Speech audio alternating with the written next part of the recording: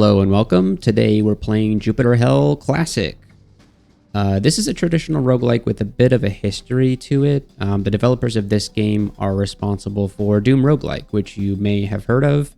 They created a game called Jupiter Hell, which was a sort of spiritual successor that they could actually sell commercially. It has 3D graphics and it has a much more modern feel to it. And I did play it quite a bit. I played quite a bit of Jupiter Hell, but I was never very good at it. I didn't actually get my first Jupiter Hell win until after this game came out, Classic. I went back just to see if I could do it. And, with enough trials and determination, one can achieve many things. So after making Jupiter Hell, they decided to make Jupiter Hell Classic, which, in their own words, I will read what it says on the store page. They call it the demake of a remake of a roguelike unmake of a famous 1993 FPS shooter. So they're referring to this being the demake of Jupiter Hell, which is a roguelike unmake of Doom, which is kind of an interesting situation to be in, but we have this awesome game to play as a result of it. Do I like this game more than Jupiter Hell regular? I think so. I think there's something about the, more stripped down pixelated graphics that I connect with more. I think things are easier to see. Jupiter Hell is a beautiful game, but it can be hard to think tactically when it's, the game feels, it does put you in sort of a Doom-like state when you're playing the game where, you're shooting demons and stuff. And it makes you, it kind of makes you want to just keep holding the F key and, but it's usually not the right decision. So it makes it hard for me to think tactically when I'm playing a game like that. But that's actually a compliment to that game because it does make you feel like you are a demon slayer. This game also gives you that feeling, but I find it easier to think tactically when I'm, facing down, sort of, in a grid style. And I also really enjoy diagonal movement, which this game allows you to do. And Jupiter Hell regular does not let you make diagonal movements. So, diagonal is OP. So I know I typically only play crawl on this channel, but I was having so much fun with Jupiter Hell Classic that I wanted to feature it here. I think that this game has a lot of potential. Especially because it has its own dedicated challenge modes, which I can show off right now. So you've got challenge games here, you got angel games, and then each of these are like a cool restriction on that you have to do. Like this one, you can only use pistols, so that's pretty cool. And so, how I like to do challenges on this channel, and I think there's a lot of potential here. So what's the goal of this video? This is it's an introduction, but it's also a guide for a pretty consistent character build I think you can use if you're struggling. It is the Ammochain Marine, which is very consistent, very strong. And so hopefully there's a couple of things that you'll be able to learn from this if you are struggling to get your first run. I'm going to assume that if you're watching this, you've at least played a few runs and are familiar with the basic mechanics. So I won't be going over all of this stuff like moving and shooting, but as more complicated or things that you need to think about tactically to win, and mechanics that maybe aren't explained in the game itself, that I've learned, just kind of scouring through Discord. Because this game doesn't have, it has a wiki, but it hasn't really been filled out too much yet. So a lot of the information on the actual mechanics of the game are kind of floating around in Discord messages. So if something's relevant, I'll bring it up as we're playing, and hopefully it'll give you kind of a deeper understanding of some of the, more complicated mechanics that are relevant for making tactical decisions. Am I the world's greatest Jupiter Hell Classic player? I don't think so, but I do have a couple of wins under my belt at various different difficulties. If you can look at my high scores, I do have one ultraviolent win and the rest hard and medium. So I'm not the best, but I should be able to guide you to at least a win on medium difficulty, which is what we're going to be playing this time. I prefer to play something more difficult, but for the purposes of this guide, we'll be playing on medium.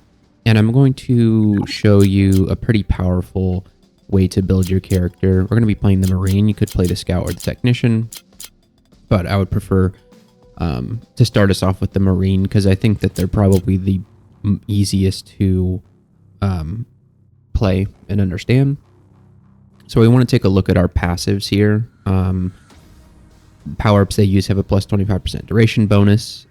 So there's various power-ups in the game, and they will last longer if you're playing as a Marine.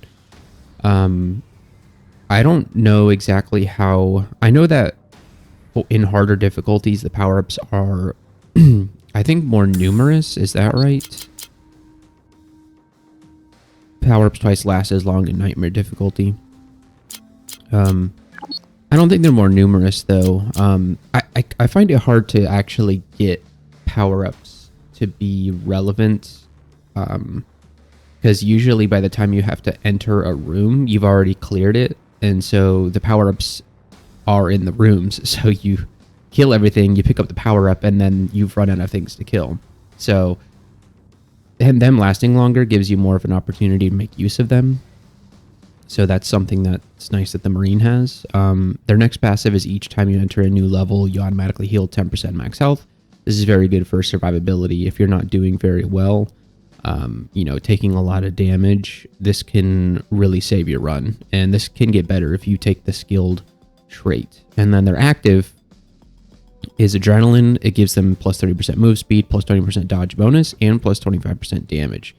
I think most of the time you're going to be using it for the damage bonus, but if you need to escape from something, which there is a part in the game where I'm probably going to be using this ability to specifically run away from something, then that's very good having that move speed bonus.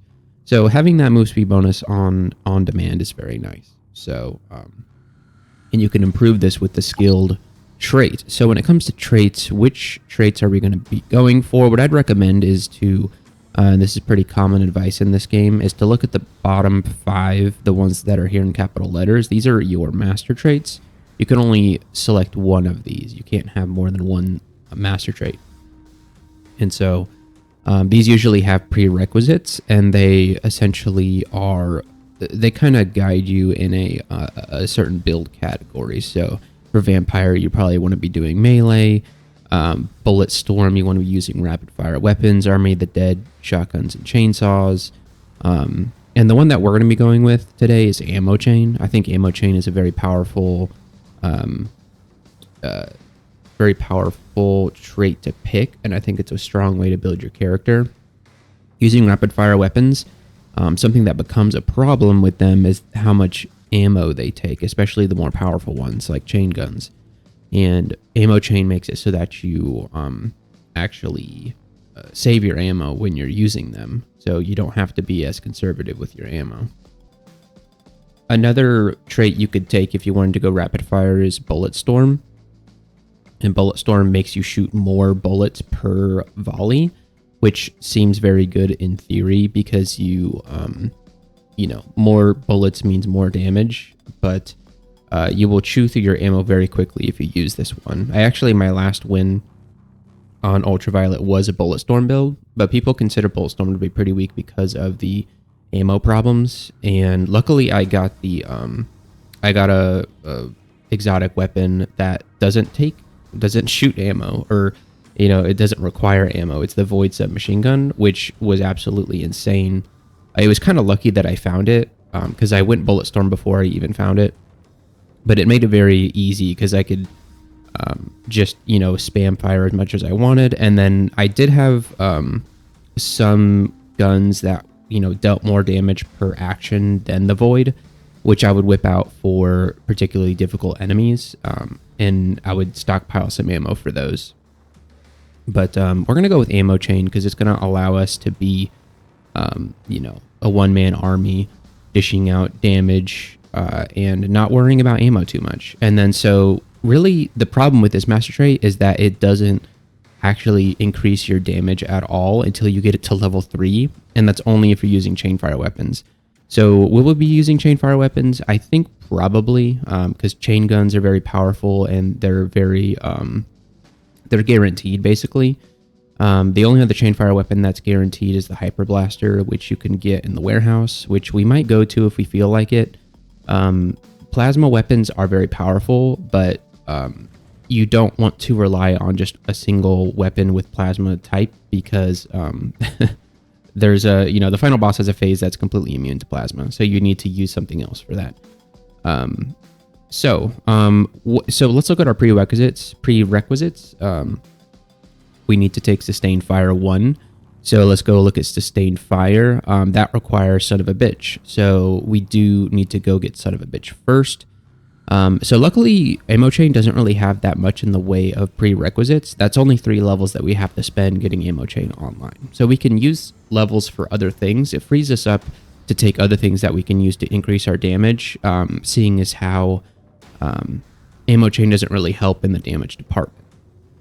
So for a rapid fire build, we mostly want to focus on, we definitely want to get 3 levels of Son of a Bitch. And Son of a Bitch increases your damage per shot, and this does work per bullet in a volley. So it's powerful on, a pistol. It's powerful on pretty much any weapon. But when you consider weapons that shoot 3, 4, 5, 6 bullets per volley, you're getting more mileage out of this trait the more bullets you're able to fire in a single round. So this is insane for weapons that, are multi-fire. And so it's probably the one we're going to start with. Another way that we can increase our damage is with the Sustained Fire trait, which affects consecutive shots, and it applies per bullet, just like Son of a Bitch. So this is also pretty insane because it'll make it so that if something is taking a few volleys to go down, your damage will ramp up. I was going to say exponentially, but it's more linearly.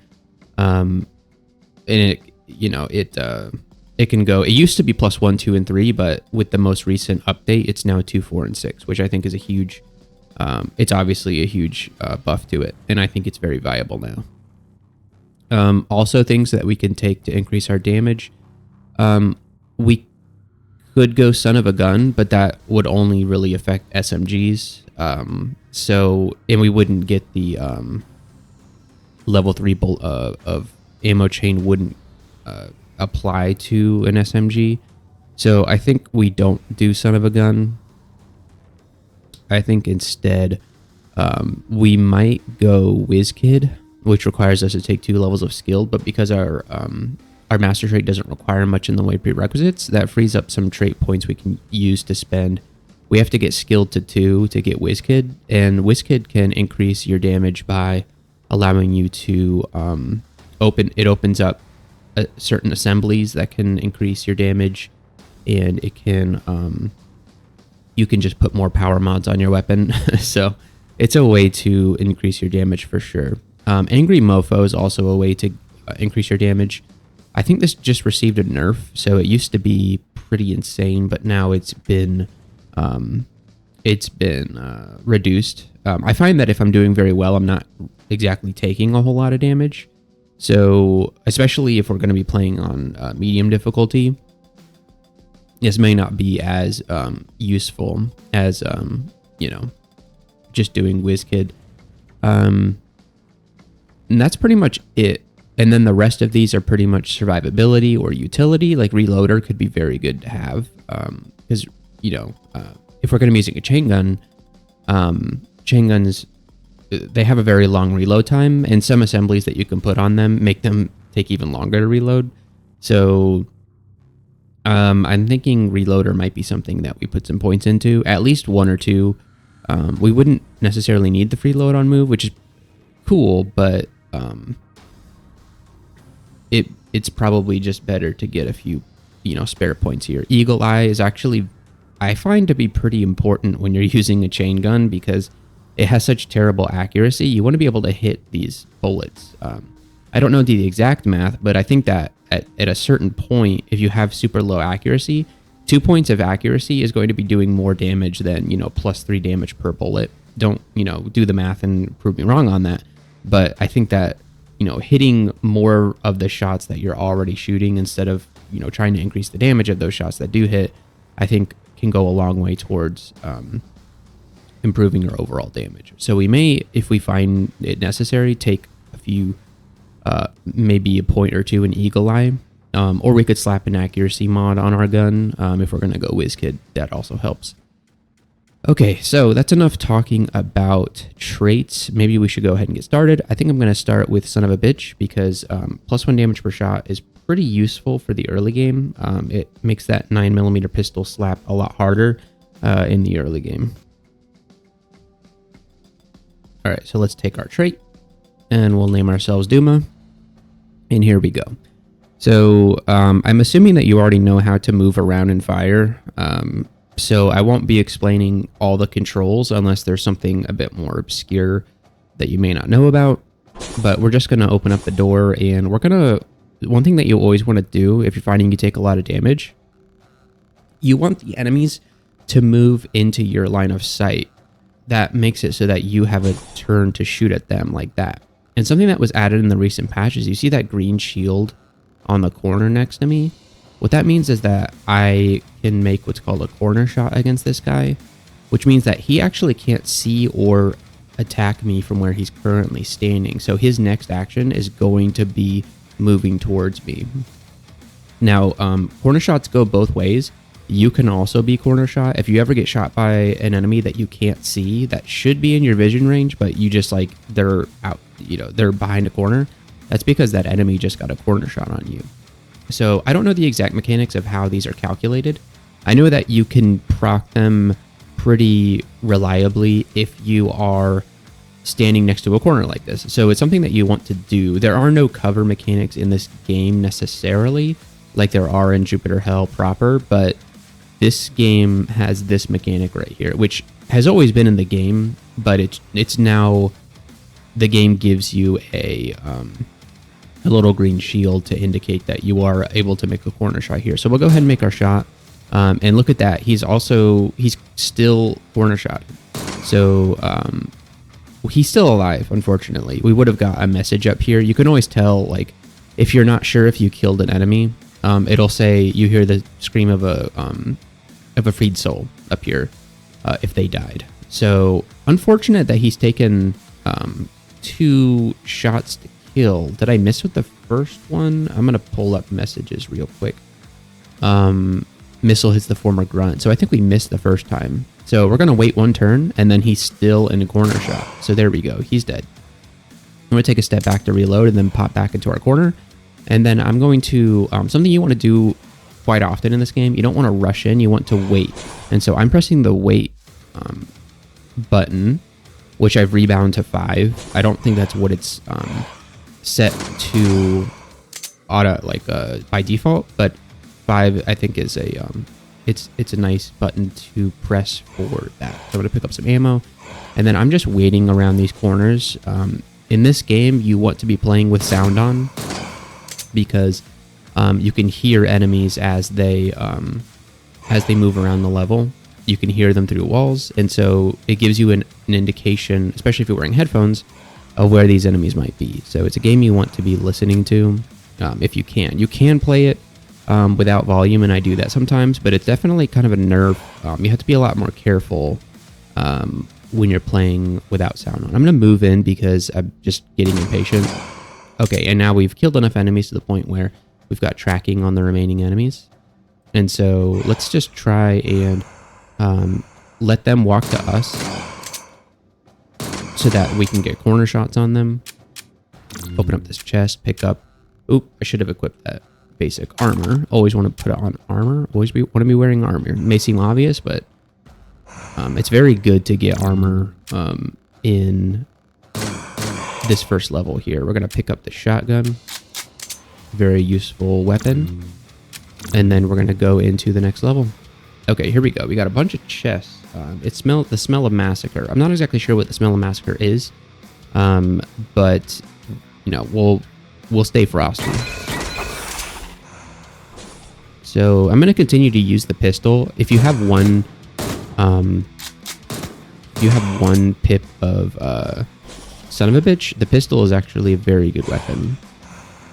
9mm pistol. Getting that guaranteed +1 damage per hit is very good for the pistol. I mean, it does 3d3 damage, so that's an average damage of what,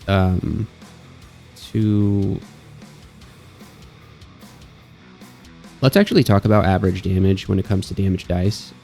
So if you ever want to calculate the average damage of a weapon in this this sort of dice system, what you can do is you can take, so this first number here is the number of dice, and the second number is the type of dice. So this is, you're rolling three-sided dice. Now, a three-sided dice isn't something that most people even, it's not a typical size of dice, but how you roll a three-sided die, and this is something that you do in war games like Warhammer 40k, you roll a regular six-sided die, and then you divide the result in half, rounding up. So if you roll a 1, that's a 1 because you divide it in half to 0.5, and then you round that up to 1. And so if you roll a 1 or a 2, it's a 1. If you roll a 3 or 4, it's a 2. And if you roll a 5 or a 6, it's a 3. And so how you can calculate the average result of rolling 3 dice of 3 sides is you just take the second number, which is the size of the dice. So that's 3, you add 1 to it to get 4, and then you divide that in half. And that gives you the average result of that die. And since we're rolling 3 of them, we multiply that by 3. And so we get an average damage roll result of hitting somebody with this pistol of 6. So adding +1 to that, that's +1, and then divide that by 6. That's like a 15% damage increase, going to 7 over 6. So it's it makes the pistol very consistent. So if I'm not going son of a bitch, then I'll usually just use the shotgun as much as possible. I'm going to pick up the 44 ammo just in case. We'll pick up all the ammo. We got the inventory space for it. And we're definitely going to pick up that spare armor. Okay, got lots of orbs. And the orbs are good to save because they do reset your skill, your active skill. So you don't want to pick them up right away. You want to save them. At least that's something that I do. Okay, so let's keep moving. Actually use the shotgun. There's a pool of acid there. Here's a pool of water. Okay, this guy just dropped in an auto rifle, and that's something that we're going to pick up and make use of. This is going to be doing a lot more damage because it'll benefit from son of a bitch a lot more than the pistol does. So if we take a look at that, so we can think about our average damage of rolling 1d6. It's 6 plus 1 divided by 2, so 3.5 is the average result of a d6, and then so we can multiply that by 3. So our average damage without even calculating in son of a bitch is already 10.5, which is more than our pistol. It does use 3 times the amount of ammo, but 9mm is so plentiful in the early game that I don't even really mind that. And we're going to, once we get Ammochain online, we're not going to really even be worrying about ammo. We don't need to save our 9mm. Like in some builds, if you're going to be going 9mm for the whole game, and you need to save your 9mm because 9mm drops off in the mid game. You don't really get it anymore unless you pick army surplus, which is a thing you can do. You may need to conserve the amount of 9mm that you're using in the early game, but we don't have to since we'll be using probably a chain gun with Ammochain. So, and you can get 7.62 throughout the entirety of the game, basically, except for the early game. But yeah, I mean, you can get it in the early game, but it's very plentiful throughout the entirety of the game. So anyways, we were calculating the damage of this auto rifle. So if it's actually 1d6 plus 1, we do 3.5 plus 1 to 4.5, and then multiply that by 3. So we're doing 13.5 damage on average with this auto rifle. I think it's slightly less accurate. So plus 4 accuracy versus the plus 5 accuracy of the 9mm pistol. but that's something I'm willing to live with. The auto rifle is still relatively accurate at +4 accuracy. Is a pretty nice. It's surprising to me. Realistically, a long gun is typically always going to be more accurate than a handgun, and you're also going to be able to use a long gun a lot more effectively, aim it a lot more effectively than you would a pistol. And so it doesn't make much sense for the pistol to have more accuracy than a rifle. And also 9mm has, especially if you're shooting it from a rifle, it's going to have a lot less recoil than a rifle with a larger caliber. So a 9mm rifle is a very accurate weapon in the real world. Let's see. So this guy is shooting at us with an auto rifle, and there's the potential that he could blow up this explosive barrel behind us, and we could take a lot more damage. So our options here are we could try to shoot him to kill him immediately, or we could try to back up and get into a better position. I'm going to try backing up here by going northwest, and so he didn't get a shot on us. So let's continue to move back here, and we can even shoot this barrel to... no, you know what? We'll just try to get a corner shot on him. Oh, yeah, that wasn't a corner shot. I should have moved down one more. Okay, I'm going to move this barrel just kind of out of the way here. And you know what? I shouldn't have been hit there. I moved one space too far there. I should have shot him before he had a chance to do that. So approaching, this is the kind of situation that you really hate to be in. Approaching two explosive barrels in a blind hallway like this is not great. So I'm going to step here and hope nothing bad happens, because I don't really have an alternative at this point. I'm going to wait here for the enemies to pop out here. I think I get a corner shot if somebody walks out to either one of these. So we're going to pass a few turns here. Kind of still in a dangerous position, because if they get a shot, they can blow up these barrels. Okay, we get a level up. We're going to take another level of son of a bitch. Okay, let's move in. Okay, get a corner shot on that guy. Let's move here, get some corner shots here.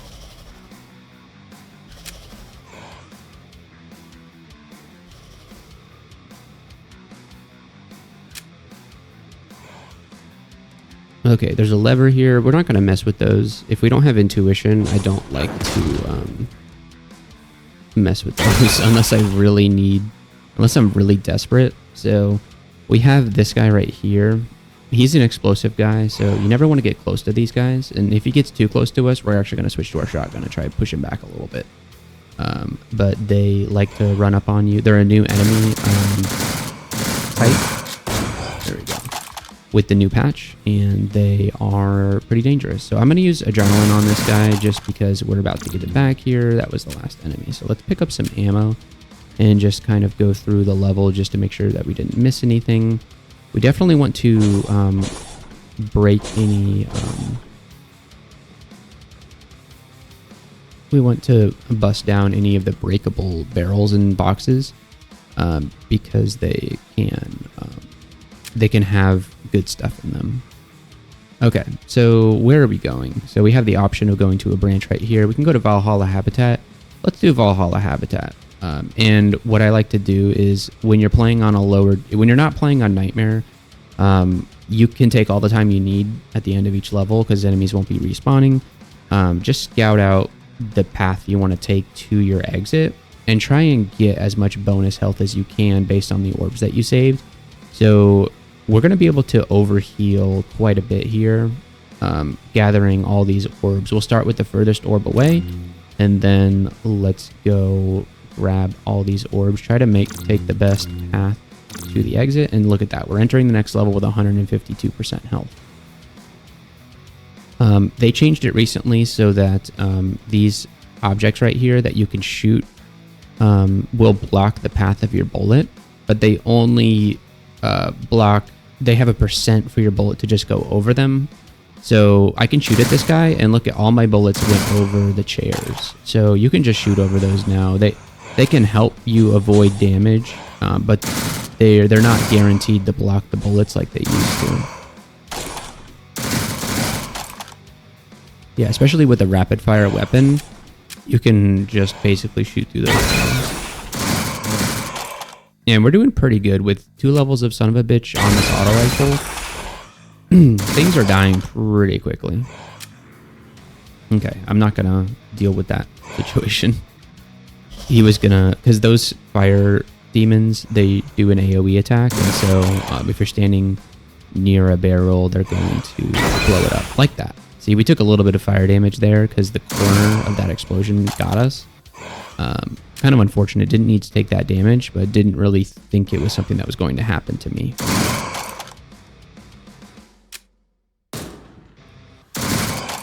So yeah, instead of engaging with somebody as soon as they see you and just like standing and fighting, the best thing to do is to move back to an advantageous position. And having good movement speed. Oh gosh, okay, we're gonna, yeah, okay. Just something that happens.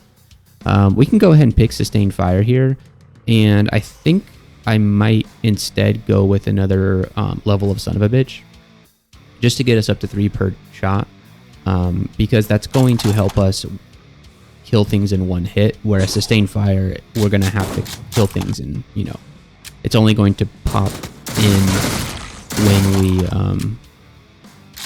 when we've already fired at something. So it's good to kill things in 1 volley if you can. So sustained fire is powerful, but not something that you want to rely on too much. So I'd say max out son of a bitch before you go for sustained fire.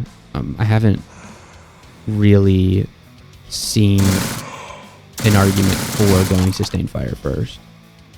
It's more damage, but most things that you shoot are hopefully, if your build is going well, going to be dying in 1 hit. We get a purple chest here, we get a multi-tool. That's pretty lame for a purple chest, but we'll take it. There's an ammo chest over here. We're doing pretty well on ammo with 414 9mm, but we'll pick up the 44 ammo just because we got the room for it.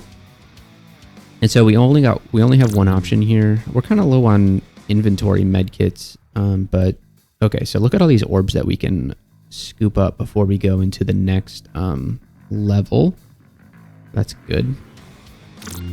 So let's go ahead and do that.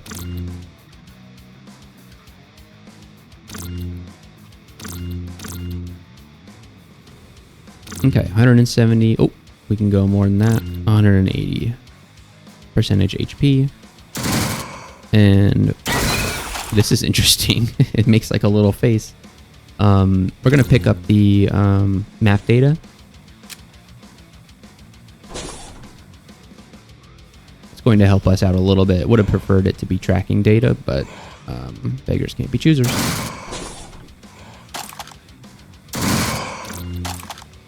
More 44 ammo. Okay, people are teleporting. Oh, this is a grenadier, so we'll pick his grenades up. Always nice to have a little grenade launcher. I'm glad that those guys got added to the game because you can have like a guaranteed explosive now. Grenade launchers used to be somewhat rare, but now that the grenadiers are in the game, they you know, it's a lot easier to find grenades and grenade launchers. I've definitely been using them a lot more now because typically, like, you're not even finding a grenade launcher until you already have a rocket launcher. And I think rocket launchers are just straight up better than grenade launchers. You can't grenade jump in this game, can you? No. Yeah. Having the ability to rocket jump is just such a great utility to have that it's pretty much superior over a grenade launcher. I know that people who are better than me at the game make use of rocket jumping a lot more than I typically do.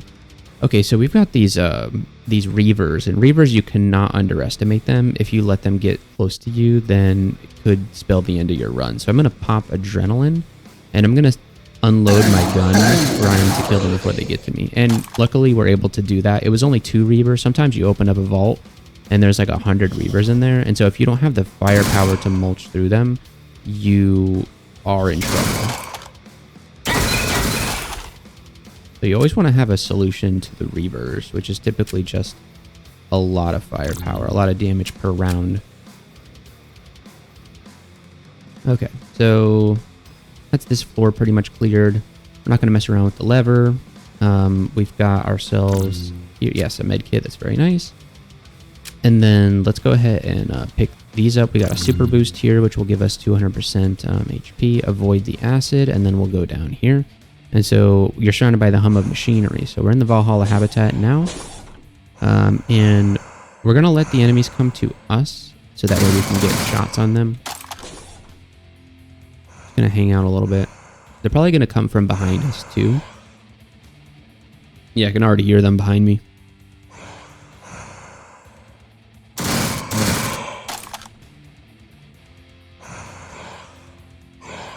I'm going to move in a little bit more. There's a chain gunner. So he just dropped us our first chain gun. And this is one of the reasons I wanted to come to Valhalla Habitat. Although if I really wanted lots of 7.62, I could have gone to, I think, what is it called? Military barracks? We could have gone there. You get a lot of 7.62 and chain guns if you want to, if you go there. Chain gunners can be pretty nasty in higher difficulties, but on medium, they're really not that bad. I'm going to drop a bunch of 44 ammo because we don't really need it. And then we're going to pick up as much 7.62 as possible. Took a hit there that I didn't need to take. And then we're going to go ahead and swap to that chain gun. We've already got plenty of ammo for it, and it's going to, it shoots one more bullet than the auto rifle, and so it gets at least that guaranteed +3 damage on each additional, on those shots, that extra bullet. Only +1 accuracy though, so a little bit of a, you know, we're going to be missing a lot of shots. So it really depends on how evasive the enemy you're shooting at is.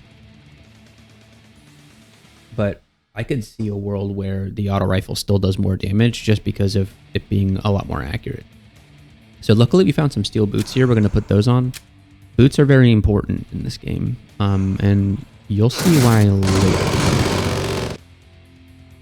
Even if I'm not going ammo chain, a chain gun is something that I like to pick up as soon as I see one, just because it's nice to make use of the 7.62 ammo you can sometimes get. It drops in large, each 7.62 drop is a lot of ammo. And so having a way to use it is very nice. And the chain gun, without any traits or anything, it's just a very good weapon. Okay, so let's see. We get our reward, accuracy mod pack, which we're going to throw that on our boots immediately.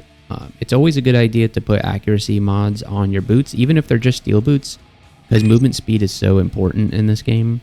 And so getting that as soon as possible is really important. So we're going to drop our shotgun here because we just found a better shotgun, the combat shotgun. This is a bulk mod pack. We'll pick that up. And we get, ooh, just an alarm. You know what? That must be something new they changed here. So you do want to take the ERLS launcher. It does a lot of damage, 66 damage, and it only has 8 shots, but you don't have to reload it, which is pretty nice. So we're actually going to swap to a fresh set of armor. And then I'm going to see what kind of, there's 6 enemies. Interesting. We're going to pick that up, and then this is something new that they changed about this level. We're going to drop some shotgun shells and pick up this bulk mod pack. It may come in handy later. Okay, so these guys are delivering the 7.62 ammo and grenades, apparently. How many enemies left? 1. Wow, that guy really took a lot of shots. We're gonna pick up sustained fire here, just because it's going to help, and we're gonna need to take it eventually anyway. All right, so let's drop some more 12 gauge shells to make room for 7.62. And we probably don't need this many grenades, so I'm going to drop some grenades for more 7.62. We're going to be needing a lot of 7.62 ammo. And we're also going to drop some 9mm for more 7.62. Right. Perfect. So let's pick up the orbs to get an overhill. And then let's go down. So we're back in Callisto. And this is mostly what I use my shotgun here for, is breaking open these guys. Because you can get some good stuff in there.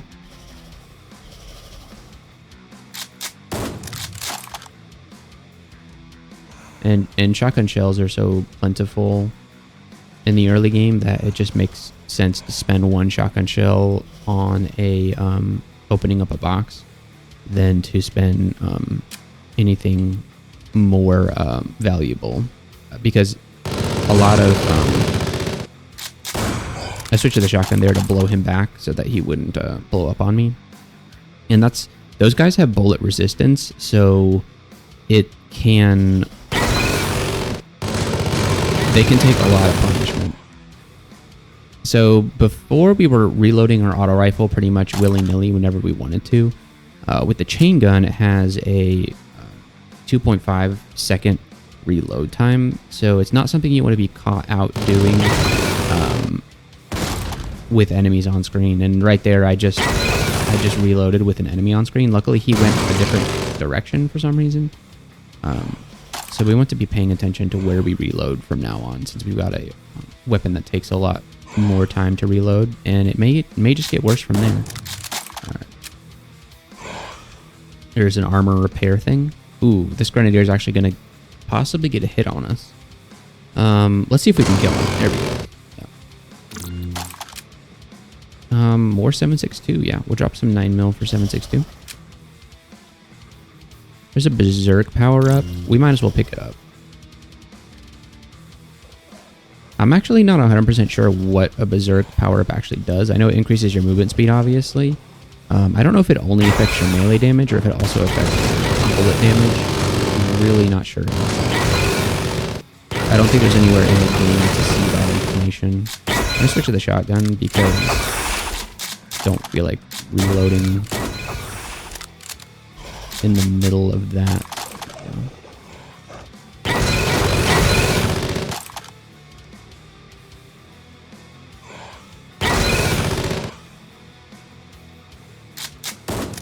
Ooh, I'm gonna activate the adrenaline here so that we can make sure we kill that guy.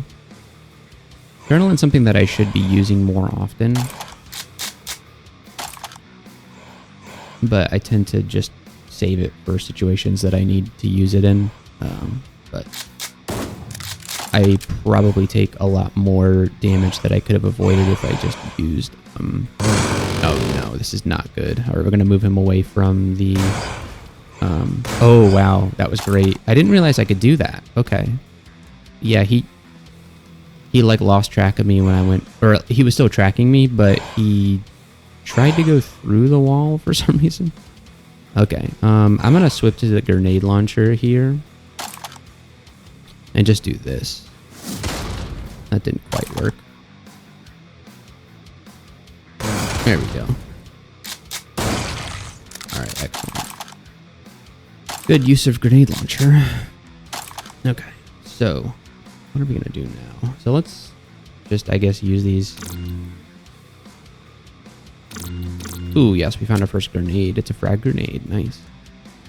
The frag grenades, I think, do more damage than you could do with... So 46 for the grenade launcher. Frag grenade is 5d6. So they're a bit more powerful than the grenades that you shoot from the grenade launcher.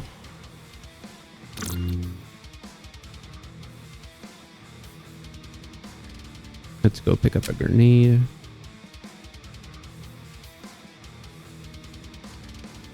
More 7.62, and then we're ready to leave the level. All right, level 6, which is the penultimate floor, Callisto.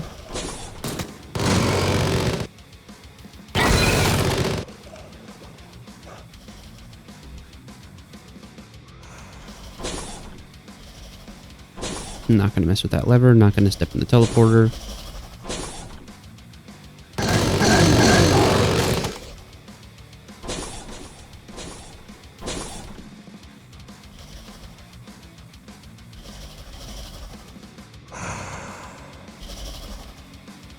Okay, what's in the room? Yeah, okay. Let's just lead them on to this hallway.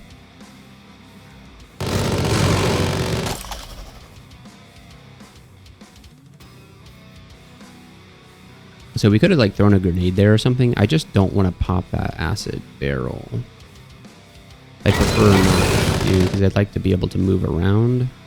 It's too dangerous standing next to that acid barrel. Now Medusalings, I like to use shotguns against because they have such high dodge chance that it's hard to hit them. Okay, so we got tracking data. And shotguns don't miss, so they do have bullet resistance, so it might take a few shotgun shells to kill them. But I find that the guaranteed hits generally are better than trying to hit them with a, you know, one accuracy chain gun. Unless you've got like, you know, lots of eagle eye, then by all means use a regular gun to shoot them. I got very lucky there. Keeping that guy out of range. See, the low accuracy is really starting to affect us. Look at that. Surprising that I'm hitting these guys out of range. Okay, let's grab some 7.62. Got a rage right there.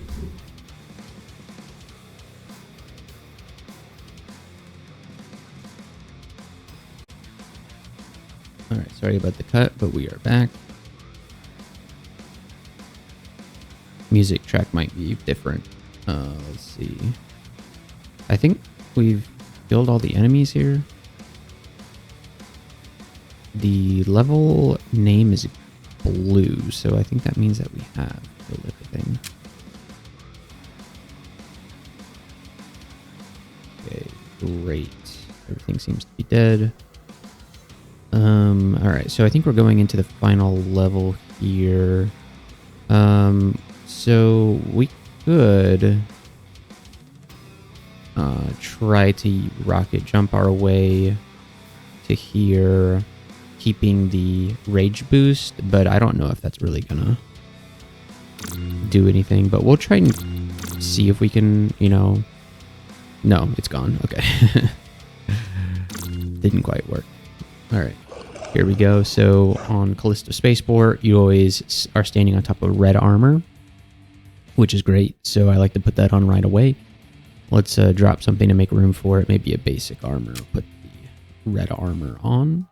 And then I don't think we need to pick up any of this junk around here. Although actually having a large med kit would be very nice.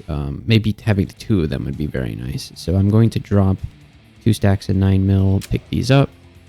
And then we're going to do this. You're going to walk through here until you reach a point where this happens. What I'm going to do is activate adrenaline and just like move back. You don't want to get hit by too many of these guys. Okay. And now we can just kill things leisurely here. That's what I like to do on Marine, is to run back with adrenaline on. You could also stim pack if you needed the movement speed boost from that. Okay, so we're at level 5, so one more level and we'll be able to take Ammochain. Ammochain's not super relevant right now because it's really just going to save us ammo. We could take some sustained fire. I don't feel like we need sustained fire at the moment, so I think I'm going to go with... I think I do want to do WizKid, so I'm going to take the first level of skilled here. So we get adrenaline lasts longer, and we heal more when we enter the level. So we'll take skilled, mostly just to get us closer to WizKid.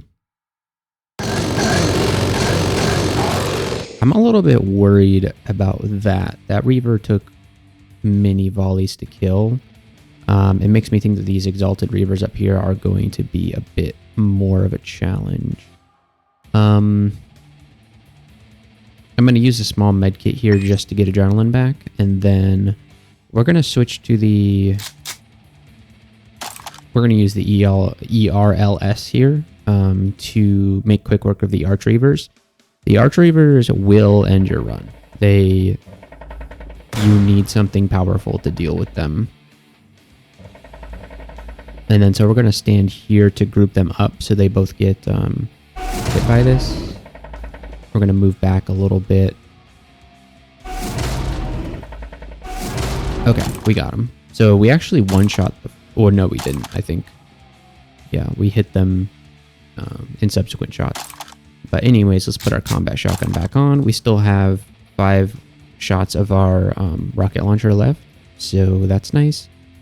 And we're just going to pick up, we don't need to pick up rockets because our rocket launcher has, you know, limited ammo. It can't be reloaded. And we don't have a normal rocket launcher yet. I don't think it's worth the inventory spaces, especially with the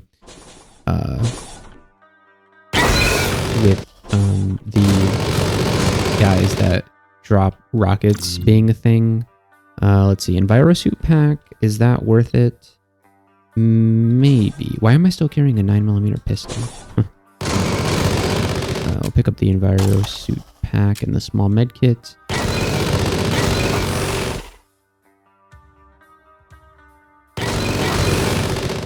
Okay, we're in Europa now. I forgot to mention that. We're in Europa now. And this is the Europa level 1. You're going to start seeing these guys that do cold damage. Cold resistance is very hard to get in this game. There's really no reliable way of getting it other than, I think, using a stim pack. So, really not a thing that you can plan for taking that kind of damage. We'll take the energy pack just in case, and we don't have any room for rockets, so we're not gonna take that. We do have a bulk mod pack that we could use at some point. We may convert this Gatling or this chain gun into a Gatling gun, which is 2 bulk mods, which I think is a pretty good idea. You can also turn it into a burst cannon. I kind of forget what a burst cannon does exactly. You know what? Let's make the burst cannon. We're gonna have WizKid anyway, so we might as well do the burst cannon. And it takes B2P. So we're going to go ahead and throw the bulk mod on the chain gun. Gives it a bigger mag, and then we've got room for the rockets, just taking those just in case. And let's run into the next level. So Europa level 2. Europa is generally not too difficult or challenging. You get these security guys that have some bullet resistance. I'm a little bit surprised at our damage. It's really not that great. I think it might be due to accuracy. I think we should have probably taken some should have taken Eagle Eye maybe, because yeah, 38% chance to hit is not very good. I don't have to tell you that 38% chance, 62 to hit a guy standing right in front of me. Yeah, I think we're taking Eagle Eye next. Another thing we could do is mod our Gatling gun with an accuracy pack, but I just don't think that's necessary.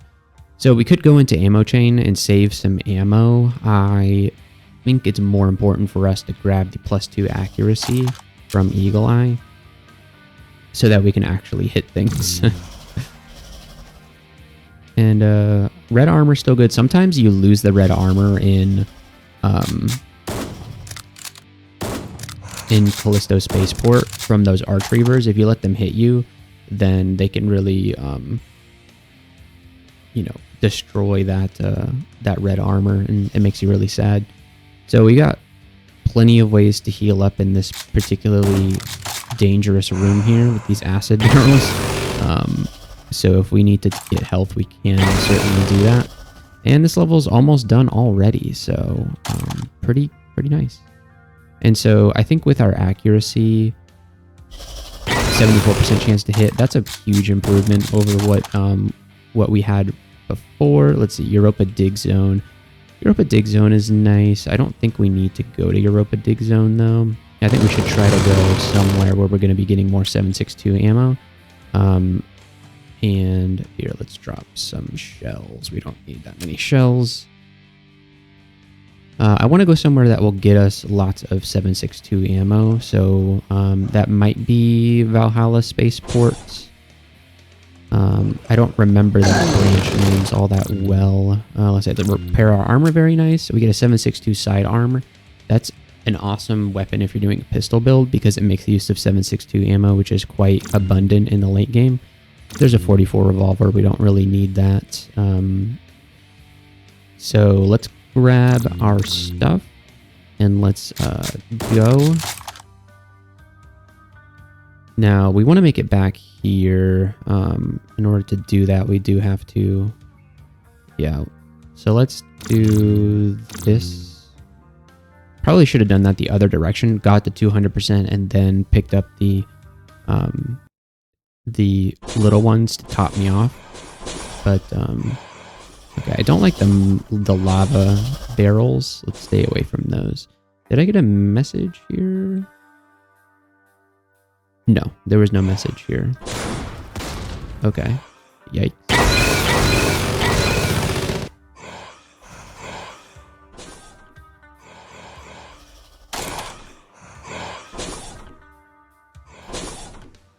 Yeah, let's take this detour around. That area just seemed very populated. Oh, he just punched me. How rude. I'm gonna step here. Shot on that guy. Look at the ammo. Ooh, a crack grenade. That's nice. I'm gonna drop the... I'm tempted to drop the grenade launcher. Let's drop the power cells for the crack grenade. Crack grenade is pretty nice. It does pierce damage. Damage types are important in this game. Frag grenades deal shred damage, which isn't as effective against armor as the crack grenade is. Crack grenades are good for dealing with, you know, single target, high health enemies. Okay, and then we have this guy walking around here. Okay, so let's clear out the rest of the level. Get some more ammo. Picked up some grenades. Although we haven't really used that grenade launcher all that much. Wow. Weapon box had a 9mm pistol in it. Oh man, we're not in Callisto anymore. That would be a disappointing weapon box on any level, even Callisto. Alright, so we don't need the armor. Repair. We'll just go ahead and pick that up. Red chest. Let's see what we get. One of these. Okay, what's the branch? I didn't even take a look at what the branch was. Asterius Habitat? I think we are going to do Asterius Habitat. Let's go ahead. Ooh, this is not a great place to start. Surrounded by these explosive barrels. We're running low. I'm going to drop a stack. We're going to drop a single small med kit. Small med kits are nice, but they are not all that useful. They're great for resetting your active skill. Let's see. Did we get a message here? You enter a series. This will be a mess. Yeah, I think that means that we're going to have, yeah, lots of barrels. Okay. So let's try and not get blown up completely. Fortunately, it's probably gonna happen to us. Luckily, we do have the red armor on, which gives us 25% fire resistance. So resistance is very important in this game. It's more important than protection. So your armor has two properties. It has actually multiple properties, but the two most important properties are resistances and protection. So protection is a flat damage reduction from every instance of damage that you get. So red armor has 4 out of 4 protection right now. The 4 on the left is the current protection value, and the 1 on the right is the maximum protection value. And as your armor degrades, it has that durability stat. You see about 97% durability. That protection value on the left will go down. And so more heavily damaged armor will protect less. And so you'll see values of like 4 for red armor, and then you can go up to 6 if you power mod it. I haven't really seen much higher than 6. I think you can get higher than that, but I'm not quite sure. But the thing is, once you get to the late game, enemies will be hitting you for like 30s and 40s. And, subtracting 4 from that amount is really not going to be doing much in the way of protecting you from that damage. And so the more important stat is the resistances. Resistances are a percentage decrease from the amount of damage you receive. And so a protection 1 armor with 50% fire resistance is going to protect you more than a protection 4 armor with no resistances, because if you're getting hit for a 40, if you have 50% fire resistance, that's going to cut it down to 20. But if you have no fire resistance, but you have 4 protection, you're going to be taking, I said 40, so 36 damage. So would you rather take 20 or 36 damage?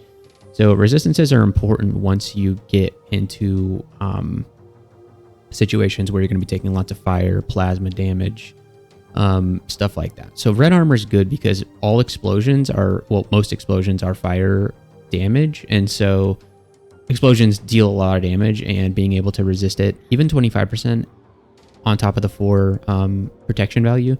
And something to note with damage calculation is that resistances are applied first and then protection. So that's the better way of, that's more advantageous to the defender in that case, because then you're taking the protection value from the lower reduced resistance value. So that is quite nice. So red armor protects you from explosions pretty well. So it's a good thing to have. Now we could turn this into like fireproof red armor if we wanted even more. Fire resistance, fireproof red armor, a very good, solid assembly to make that you can make even if you don't have WizKid.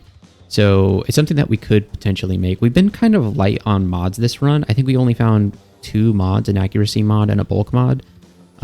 So we don't really have the abundance of mods that we would want to be able to make all those types of assemblies. I figured that was going to happen, but luckily there's lots of room to maneuver around that pool of lava here. And the lava barrels and acid barrels are particularly bad because they make areas not impassable, but you don't really want to be moving around. You don't want to be moving through acid and lava. Shouldn't have to tell you that. Unless, of course, you have immunity to those things or, very protective boots. Okay, and they can lock off areas that, you're going to have to take a little bit of damage to get to. There we go. So Asterius Habitat 1 has been cleared. Go ahead and pick up the multi-tool. And let's use the look function to... Okay, so there's a supply box over there. Supply box is always good to open because you never know what could be in a supply box. Multi-tool is not bad. Now, multi-tools were added to the game recently. If you've played Jupiter Hell, then you know that multi-tools have many uses. In Jupiter Hell Classic, the only use at the moment is to repair armor. So, it's more uses I'm sure will come later once we have like hackable terminals. I don't know if that's going to be added into the game. It's something in Jupiter Hell, so I assume so, but we'll see. Large medkits. I prefer large medkits over small medkits for sure, because you spend like... You could use 3 small medkits, but that takes 3 seconds to do. 1 large medkit takes 1 second to do. So I'm going to drop some grenades for 1, and then what can we drop? Probably... I do want to back up armor, so I'm not going to drop that armor. Maybe it's time to just get rid of the grenade launcher. I don't see us using the grenade launcher all that much anymore. Like, it helped in that one situation where we needed to target the guys around the corner. Am I on the other side of the map from the... Oh, I did this all wrong. Okay. We're going to lose our overheal, but that's fine. Who cares? We don't really need it. We're playing on medium difficulty, so... it's fine. Okay, Asterius Habitat level 2. There's something special here. You sense a passage to a place beyond. You feel there is something really valuable. So something special and valuable. That means that we're going to get some good loot here. Oof, and there's a Ravager. So I'm going to pop my adrenaline here and take some shots. And there we go. Adrenaline does the job. And what are we going to take now? We can actually go Bullet Storm or Ammochain. I think we're going to go Ammochain in the end, but we are kind of running low on ammo, but I think we're about to get a lot more here. I'm pretty sure this level has a lot of chain gunners, so I'm not really worried about ammo at the moment. We could take another level of Eagle Eye, but I think instead we're going to take our second level of Skilled here. So we'll get damage bonus from Adrenaline, which we still have active right now, which is kind of nice. And let's see if we can make use of it. No, we're tired. Okay. So I don't like this big room up here because it's got all these explodey barrels. Not very cute. And let's just open these up. Still carrying around the shotgun pretty much just for that. Although the shotgun has some utility, even when you're not doing a shotgun build. Look at that. A big medkit. I'm going to drop a stack of 3 small medkits for a big medkit. And then we'll wait here at the doorway just to see if anybody comes through.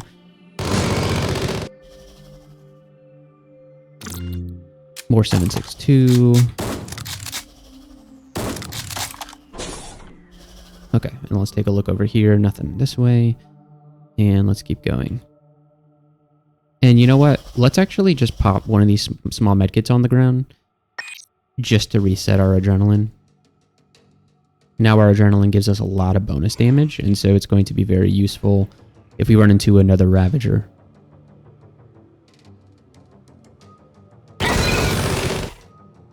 Ooh, look at all the 7.62. Yeah, I'm glad I didn't go Ammochain yet.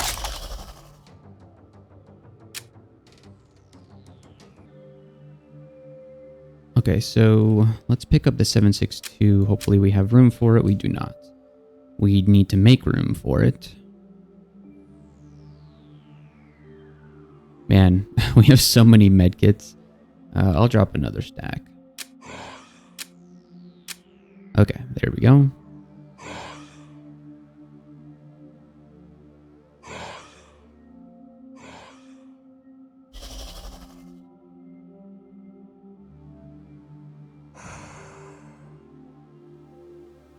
All right.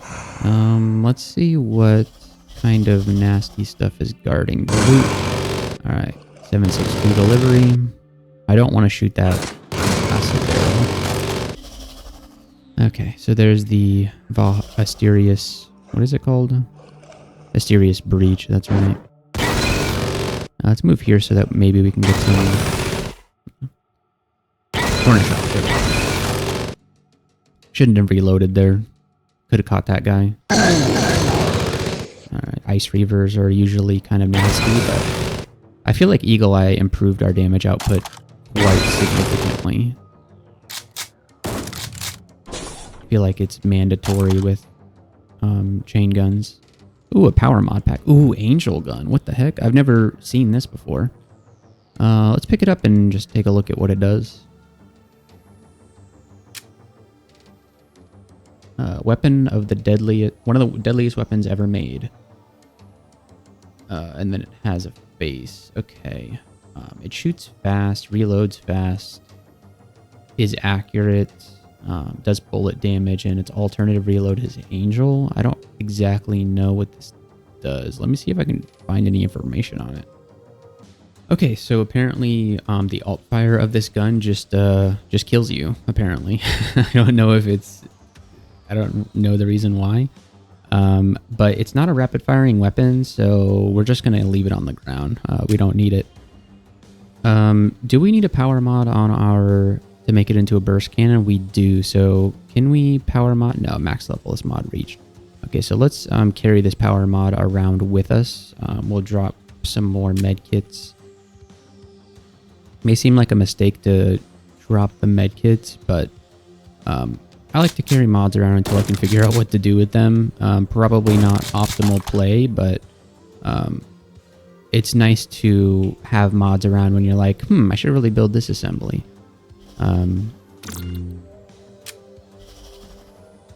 it's something that if, you know, inventory slots were at a premium right now, then something, you know, that I'd have to consider not doing.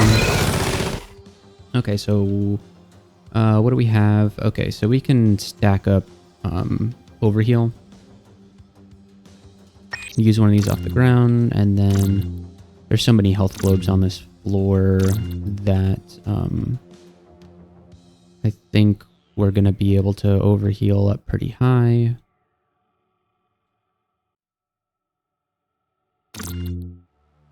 Okay, I should have used L to figure out that there wasn't anything over there. Okay, so here we go, Asterius Breach.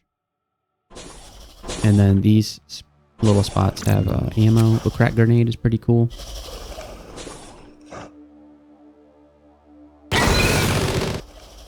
Okay, there's usually an enemy in here. Nope. Just some shotgun shells. Not all that useful. And then probably hang out around here, let enemies come to us. You know, wait a little bit. Okay, looks like they're not coming for us.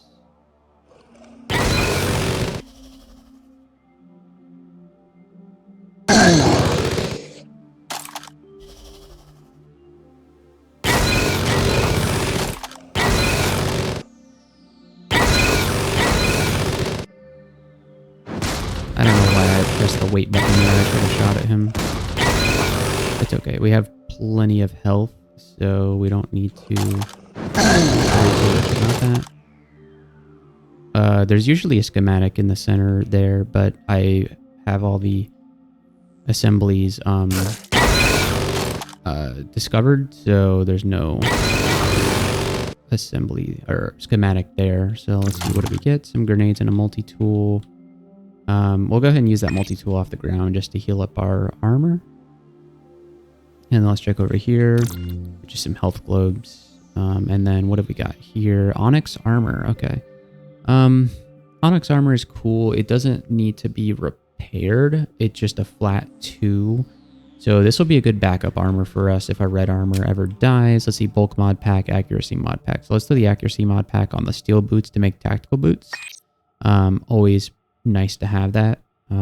So tactical boots are good because they give us plus 20% move speed, and that's the most useful thing to have about them. So moving fast is very important in this game. So we could take this bulk mod, throw it on the chain gun to make a Gatling gun. I kind of want to make a burst cannon this run instead of a Gatling gun. So let's I think we can apply it. If we apply it normally, I don't think we can because we don't have WizKid yet. So we're going to have to pick this up and take it with us for now. So let's drop something for... Actually, before we do that, let's open this up. Protective boots. Kind of punished for putting the accuracy mods on the steel boots, but that's fine. We don't need those. Minigun. Okay. That's pretty dang good. It shoots 8 shots, which is kind of insane with sustained fire and son of a bitch. So, you know what? We haven't actually... You know, we definitely need... what's it called? Chain fire or Ammochain if we want to use this thing, because it shoots 8 shots. It's going to chunk through ammo so quickly. So we could go Bullet Storm and make it shoot even more shots. But I think going Ammochain here is going to be better for the viability of, you know, of long term. So let's just compare the chain gun to the minigun. Spits enough lead into the air to be considered an environmental hazard. So the minigun has pretty much identical stats. It does slightly less damage per shot at 1d6 instead of 1d7. But it can hold 100 rounds in its mag, and it shoots 8 shots. So double the amount of shots. It has the same accuracy bonus, so that's pretty cool. It seems like definitely an upgrade, but it seems like kind of overkill at the moment. It's going to waste a lot of our ammo. So we're going to use the chain gun instead for a while. And then we'll swap to the minigun if we need to. But we could turn the minigun into like a burst cannon and make an absolutely disgusting weapon. So let's go ahead and throw the power mod on the minigun, and then we'll pick up the bulk mod, and then chain gun, and then we'll load the minigun too, because that'll free up an inventory space of 762. And then let's do.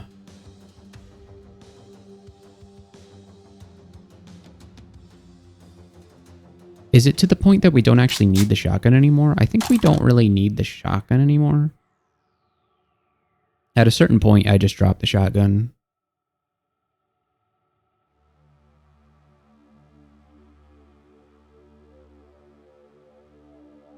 I wonder if I put a power mod on the Onyx armor, if that'll be cool to do.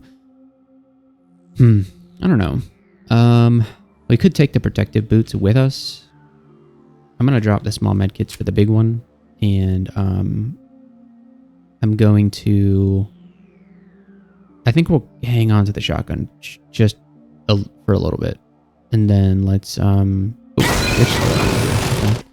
let's take the super boost, and then let's go back to Europa.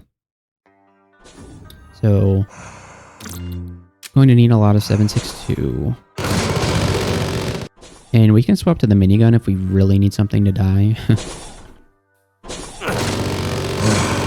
We didn't need to take either of those hits. Okay.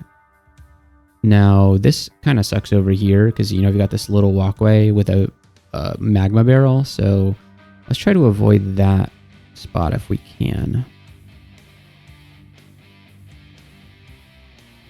We didn't get a message when we came in. Actually, we can check for messages here in this screen that you can get by pressing P. Okay, let's wait here and see if we can shoot anybody across the acid. Nope, I don't see anybody. Oh, I did not mean to step on that acid. Whoops. Okay. Ooh, plasteel boots. Okay. Plasteel boots are nice because they give you resistance to... Protective boots are, I think, just acid. Plasteel gives you acid and lava. That might be worth an inventory slot. Let's drop the Enviro suit pack for them. Plasteel boots, yeah, 50 acid and 25 fire. So, pretty neat to have. Enviro suit is obviously 100%, but only for a limited amount of time. It looks like we might need to use that Enviro suit, actually. Oh, no, we can't actually take that. We can take this path down here. Okay, we may... See, that's what I was worried about. Oh, man. That's... well, it's a good thing we have these plasteel boots, right? They'll help us out a little bit. So...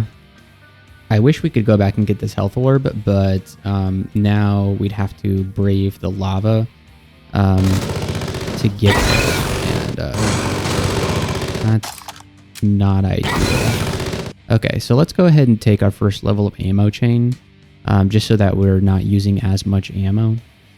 And we might even be able to switch to the minigun at this point, because we'll be using the same amount of ammo that we were using before, because we're using half. Ooh, a napalm grenade. I don't think so. We don't need a napalm grenade. I think crack and frag probably cover us just fine, and I worry that the napalm is going to create, you know, impassable terrain that we don't really want to have. Okay, there's still enemies on this floor, but I'm having a hard time figuring out where they are.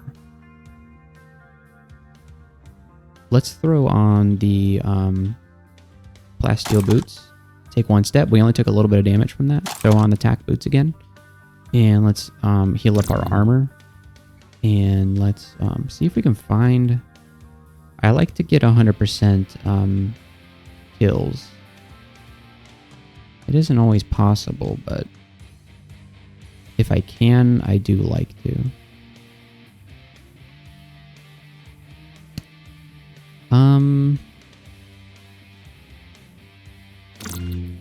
I don't know where this guy is.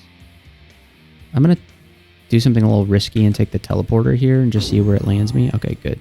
So we got here without needing to take any damage.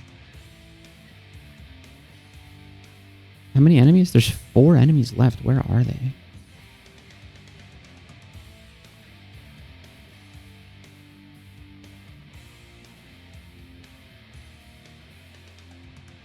Oh, there's more to the level to the right. Oh, I can go down that way. Okay. Whoops. Okay. All right. Plasteel Boots doing a pretty good job there. Okay. Did not realize that I could go this way.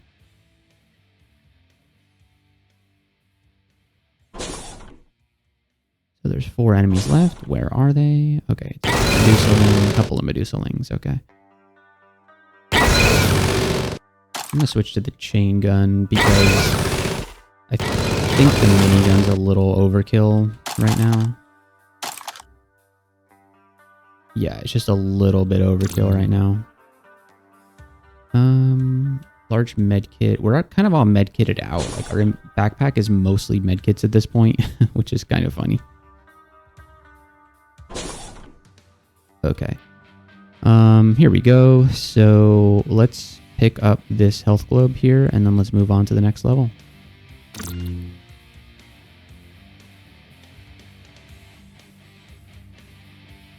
Actually, what's down this way? Probably nothing. Yeah, nothing. Okay. Wasted our overheal a little bit there. Okay, so now we're going to switch to the minigun here, and for our... We're going to switch to the launcher as well. Launcher to 66, minigun can do 1d7 times 8. So basically like 8d7 if we hit every shot. Plus 3. So the minigun does more damage, but the ERLS launcher does AoE. So we're going to have to fight the Warlock here.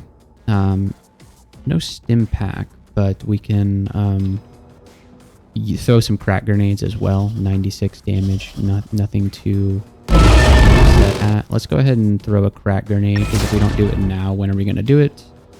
There we go. So that was pretty simple. I'm going to switch back to the chain gun, just because it's a little overkill the minigun at this moment. And we're just going to go through and place it out. Okay, that's everything. Fun fact, there used to be like these little blood pools like here and up here as well. That my first 2 runs of this game, I just accidentally stepped on those blood pools, because when these tiles right here, when they're on a single tile, they're kind of hard to spot. And I didn't even know, this is like your first time seeing this demonic blood or whatever. I didn't know that it hurt you the first time, and the second time I just ran into it, just kind of like trying to check around the level to see if there's anything hidden back here. And then I just went like boop, boop, boop. I was on like 1% HP and I just died. And so I went into Discord and I said like, hey, I'm new to this game, and I was used to games like DCSS where if you do something that's going to hurt you for basically no reason, the game prompts you, hey, are you sure you want to do that? And so I said like, hey, is there a confirmation from running into fluids that are going to hurt you? And I was basically told, no, confirmations are not part of the design philosophy of this game, which is fair. But what they did instead is they decided to just remove these little pools that were here, because they didn't really serve much of a purpose. Because this is basically just decorative, this blood pool. It doesn't really have much tactical. Like you're basically, when you're coming up here, you've already done the boss fight.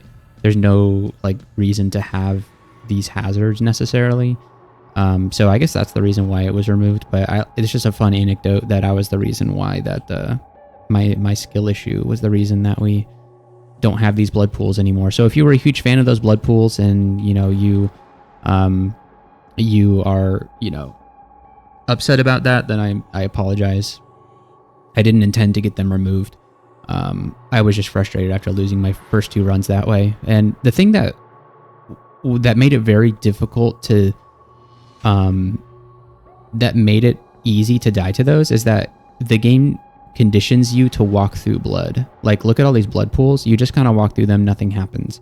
And then you see this blood and you're thinking like, okay, well, I can just run through this blood because it's like basically just water or whatever. And so you get these blood puddles that you get from running around from walking through the blood that the enemies drop. And it kind of, like with this particular tile, if it's on its own, if it's not connected to an adjacent tile, it kind of looks similar. Like they're different, obviously, but they kind of, it's hard to distinguish them. So anyways, skill issue. So let's keep going. Okay, so we find ourselves in IO. IO is where the game really starts to ramp up in difficulty. We're going to be fighting a lot more Ravagers, and Ravagers are pretty beefy. So let's actually, I think I like having the launcher in our secondary spot just in case we need to do a like rocket jump or something. And here's IO level 1. I know I said it was going to get challenging, and then we saw a Fire Fiend.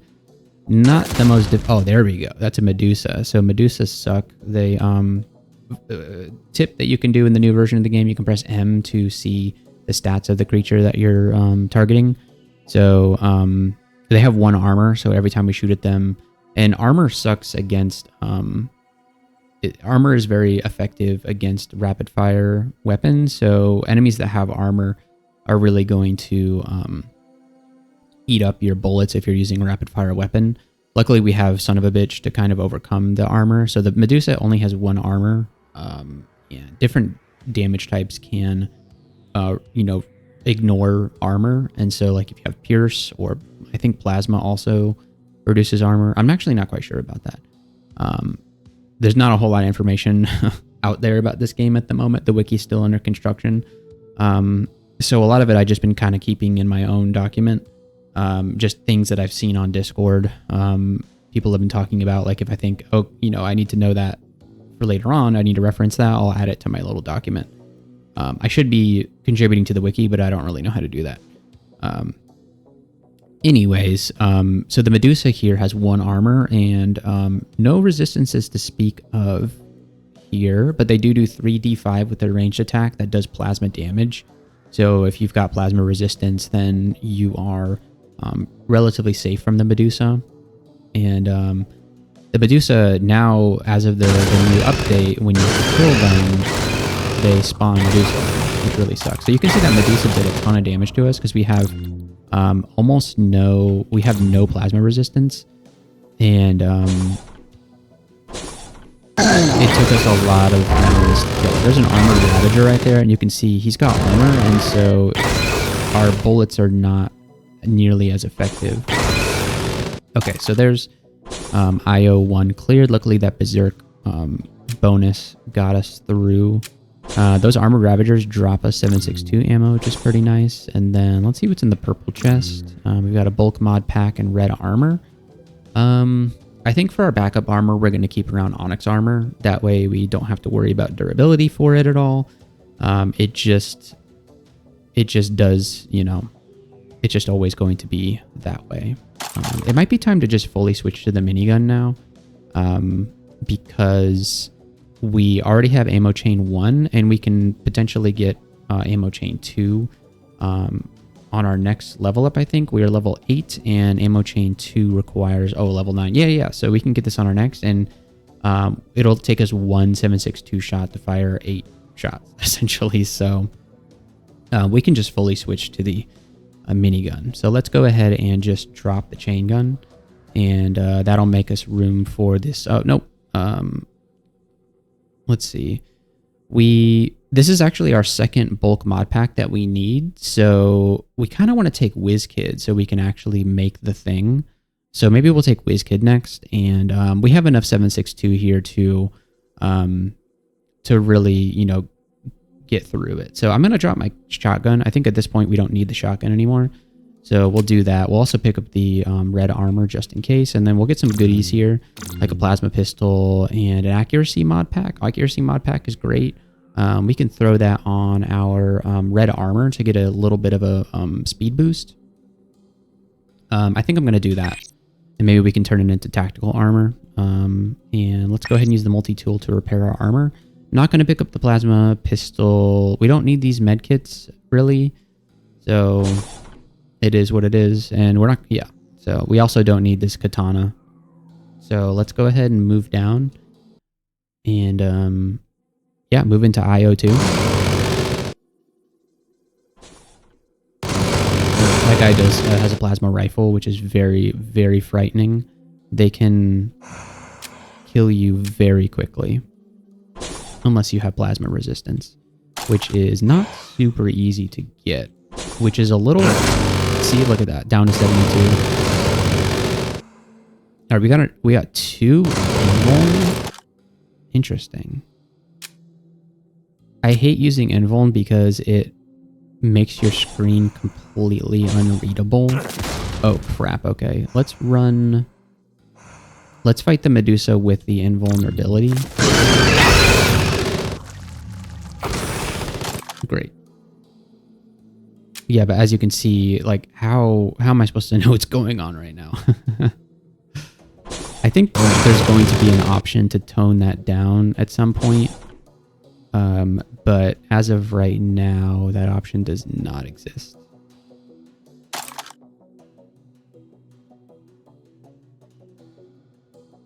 Okay.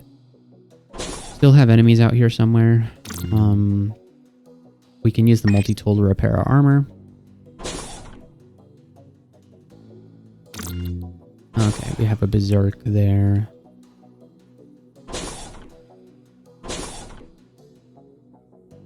What's around here? Oh, yeah, map data. Cool.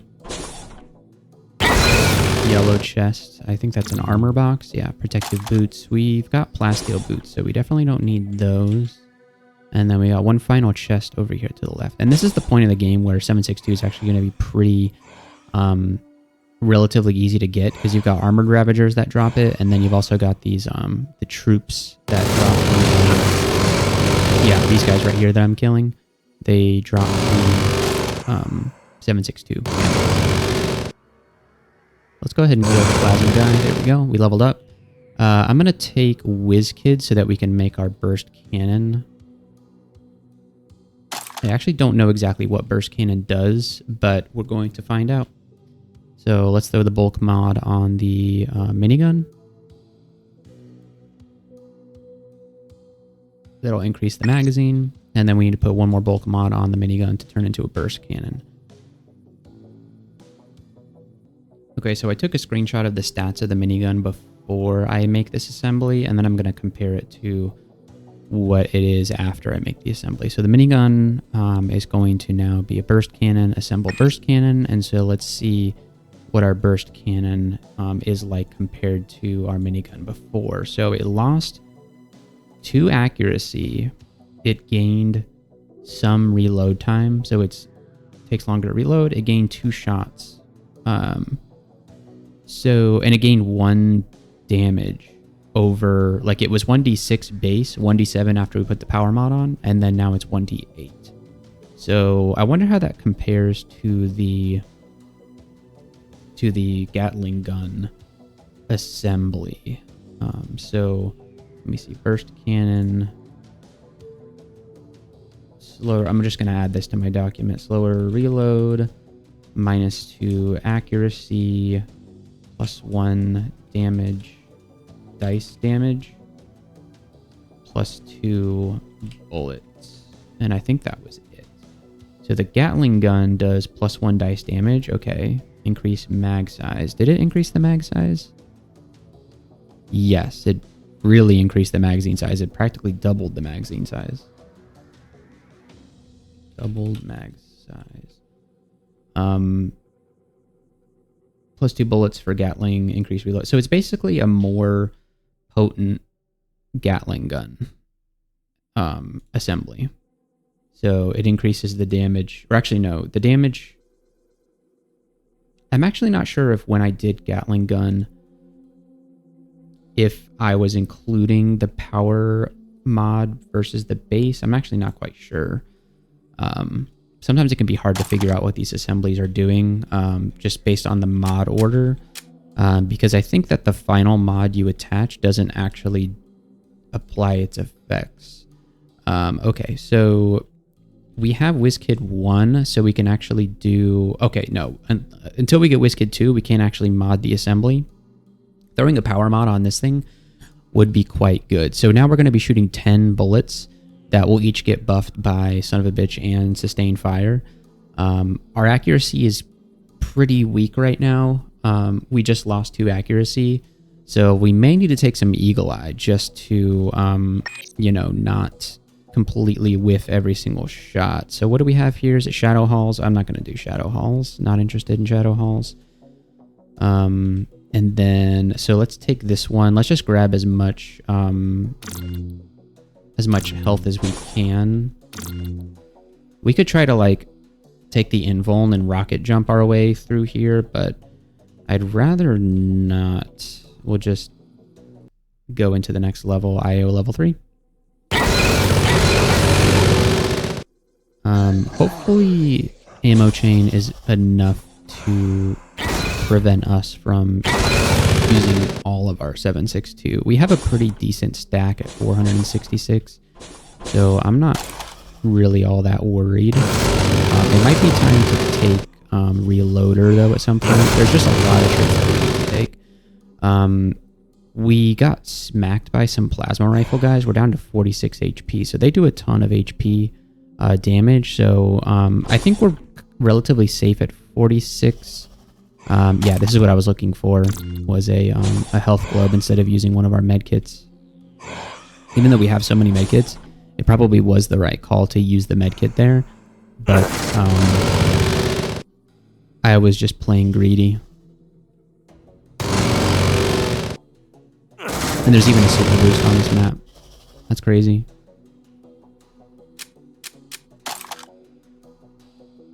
Yeah, with so much 7.62, I don't need to worry about running out of ammo right now. There's a potential for, once we get to Dante, drying up on ammo if we don't take Ammochain 2. I think Ammochain 2 is important.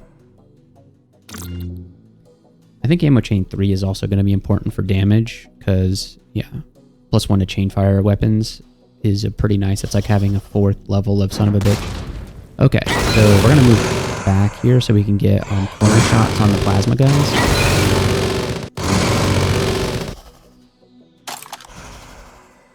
I think there's still one more plasma guy that we really don't want to get blasted by.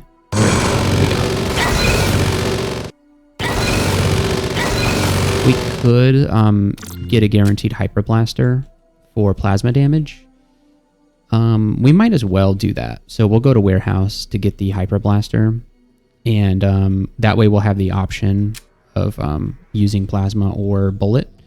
So I'm gonna quaff a med kit and just start grabbing some power cells just for our future hyper blaster. Now, are we going to make a hyper blaster burst cannon? That's a pretty interesting question. Oh, there's a green chest that we didn't open. Green chest is what, a weapon box? Yeah, weapon box. Another minigun. Wow, okay. Ooh, a rocket launcher. Okay. I don't really see us needing more than 5 rockets for the rest of the game. So I'm just going to leave that rocket launcher on the floor. Maybe this is a stupid thing to do, but I think our, with, you know, our Ammochain burst cannon minigun, I think we don't need it. I think we're good. Breeze, you feel a breeze of morbid air. I'm not quite sure what that means, but whatever it is, it's killing a bunch of enemies, which I am fine with. I think they're walking through the lava. Alright, what's in here? More 7.62. We probably are good on 7.62 for the rest of the game. Especially if we end up with Ammochain too. Sound effects are going crazy right now.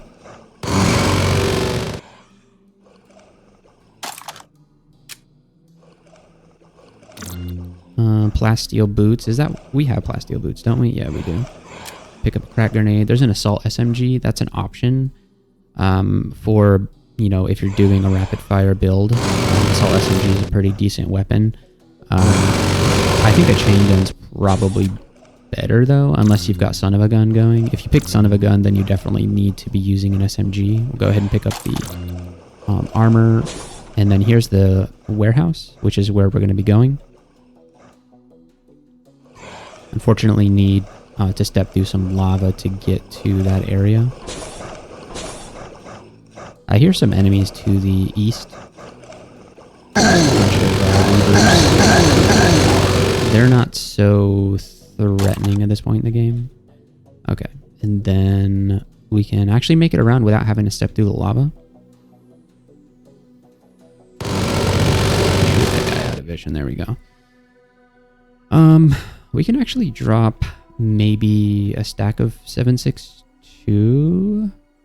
Let's actually drop some frag grenades. We don't need the frag grenades. I don't see us really using those for any reason. There's a red chest. We don't need to step through lava to get to a red chest. That we've got plenty of med kits. We don't need the overheal because we've got a super boost on the level.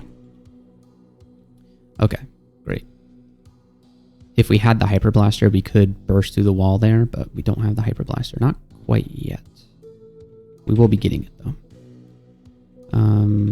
So let's grab the super boost and then make our way to the exit. Go.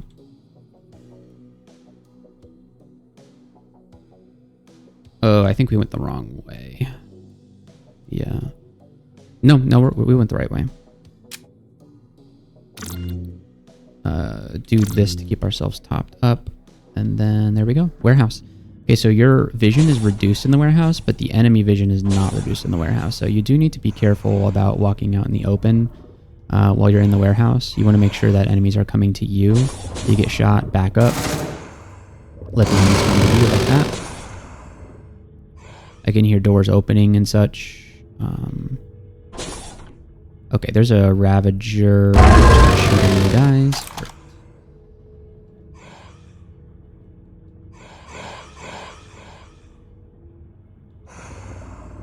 Okay, let's back up here.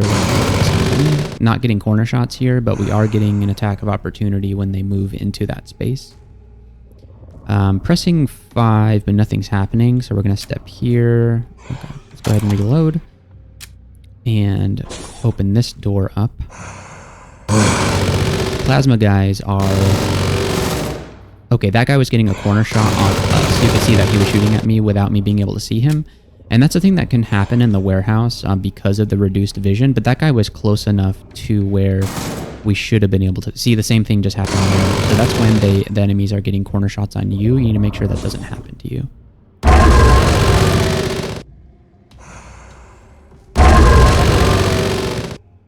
We don't need to be too afraid of the Ravagers because we have 25 fire resistance.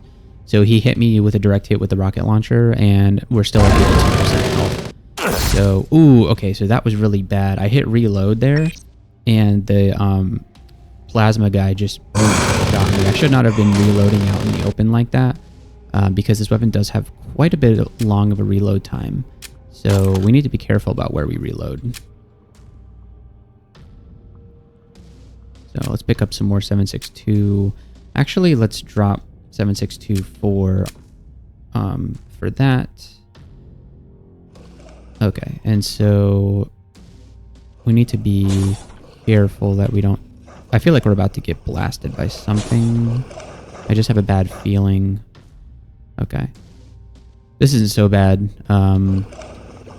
Let's do adrenaline and back up. There we go. We leveled up. I don't feel the need to take Ammochain 1 at the moment. We should...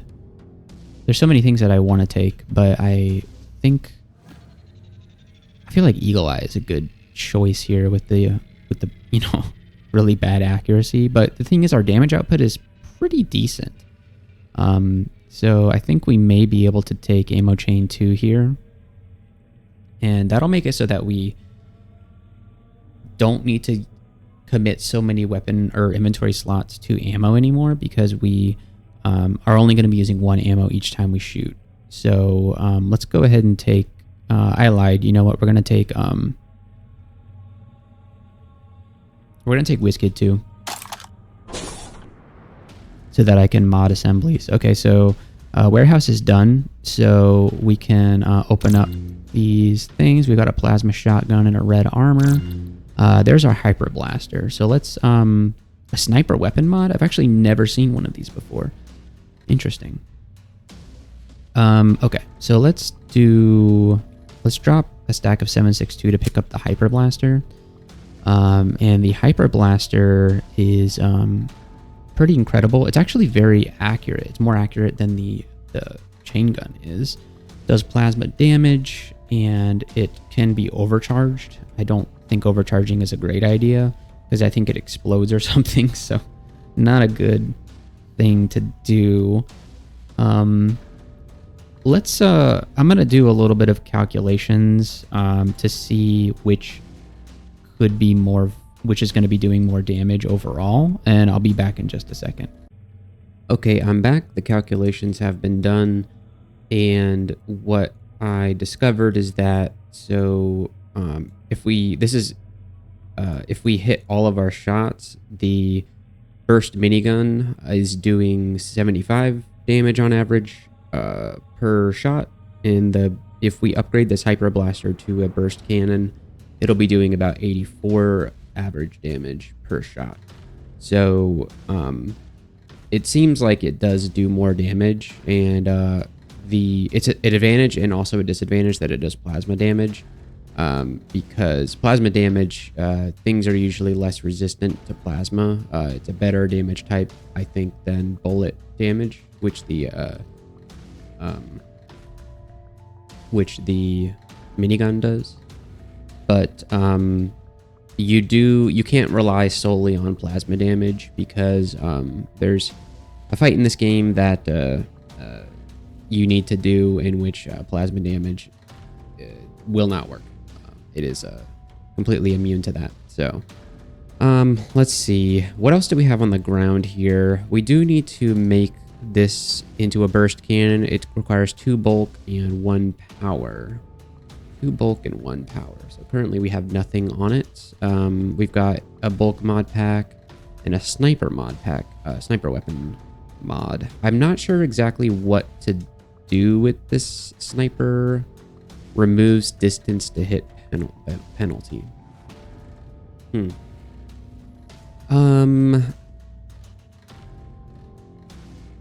That'd be great on the hyper blaster, because I think it's less accurate, right? No, +3 accuracy. Okay, so it's the burst minigun that's really inaccurate.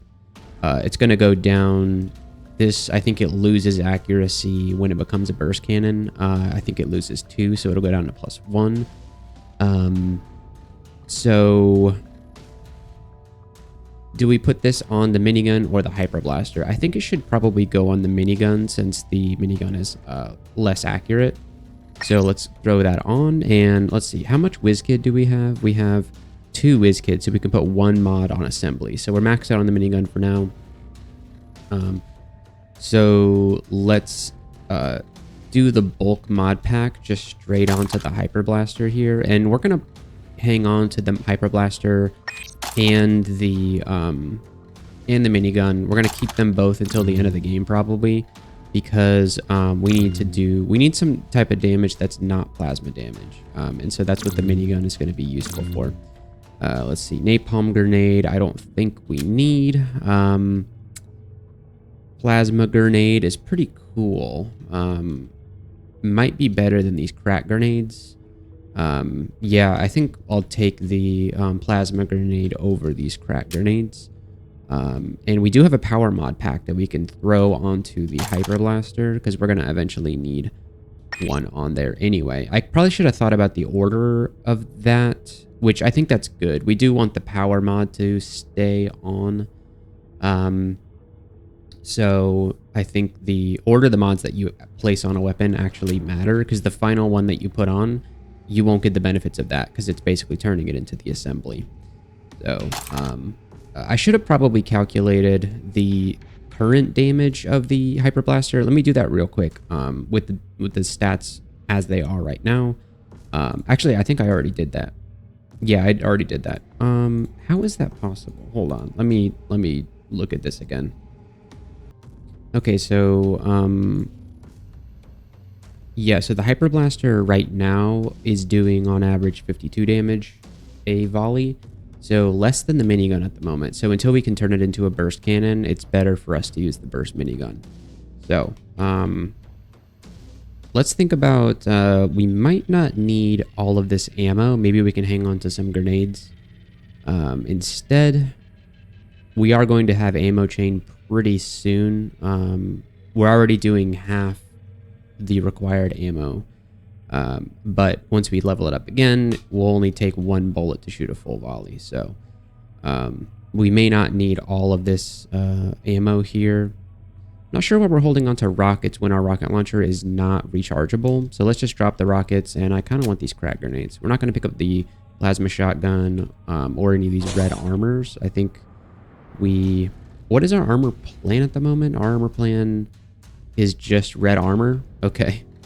We should probably assemble some armor at some point. We've been using so many mods for our weapons that we haven't really thought about the armor assembly that we want. You know, fireproof red armor is pretty good. We could also think about making Cerberus red armor. We need to find some sort of armor that can give us some plasma resistance. Oh, and then also we have this onyx armor. So maybe we don't even need to carry around a backup red armor. In fact, yeah, I think... but what are we dropping? I mean, what are we picking up? A napalm grenade? I don't think I really care about a napalm grenade. So, anyways, the onyx armor will be our backup. But you know what? We should have swapped out our damage red armor for one of those fresh ones on the ground. So that was a misplay there. But only a slight one. I'm sure we'll find some armor shards on this level. So let's get into this level. I don't like spawning next to these napalm barrels. So let's move away from them and see if we can engage some enemies here. And if we can, then we should probably make use of this rage power-up. So far... Okay, blue armor is... plasma resistance. It's not great plasma resistance, but it is plasma resistance. Okay, so do we pick up the blue armor? I don't think, not at the moment. We'll come back for it if we really do. We feel a deadly chill. Did we get the air seems deadly here. You better leave quick. Okay, so I am on some sort of time limit here. So I'm not exactly sure what would happen to me.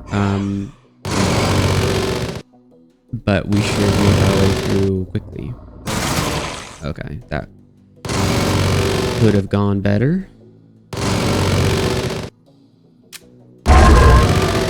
Okay, we are absolutely chewing through the scenery with this minigun.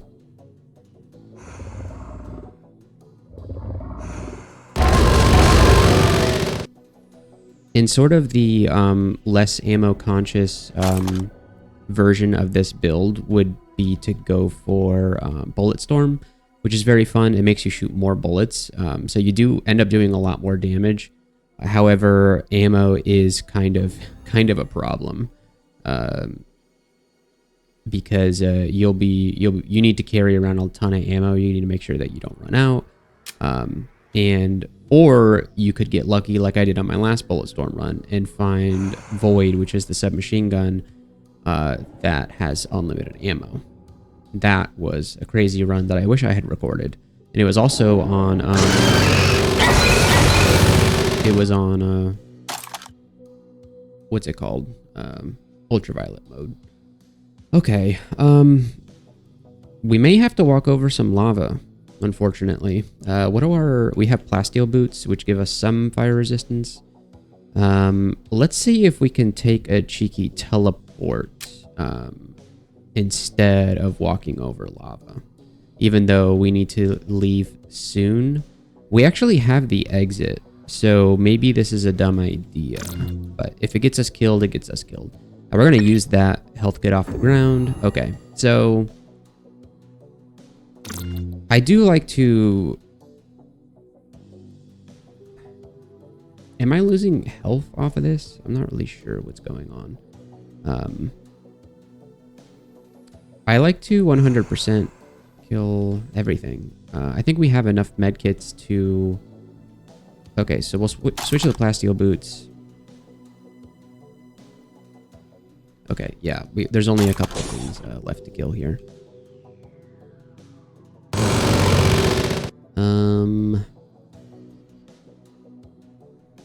Where can we go? So we've got, what, a Medusa to kill and a Reaver to kill. Throw the plasteel boots back on. Throw on attack boots. And then we're going to need to use a medkit here. Probably should have popped a grenade before using the medkit. We get some crack grenades, so that's pretty nice. Not a whole lot of loot on this particular level, so kind of unfortunate. So what's a fast way for me to get back running over the least amount of lava? I think if I go this direction, I step 1, 2, 3, 4, 5. That's 1, 2, 3, 4. So 4 steps of lava, or 1, 2, 3. Or I could do 1, 2. I think I could do it in 2. Oh, of course I have to step. It's going to take me 2 to get.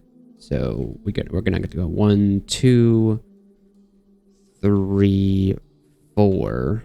Or 1, 2, 3, 4. Or 1, 2, 3. Okay. Oh, no, but then I have to go 1, 2.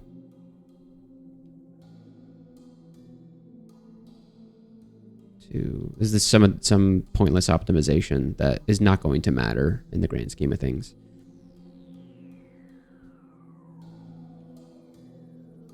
Because we're going to heal up anyway, probably. 1, 2, 3. I think 4 is the least amount of steps that I can do it in. So let's throw on the plasteel boots. And then... yeah, we're good. Okay. And then hopefully the chill doesn't kill us.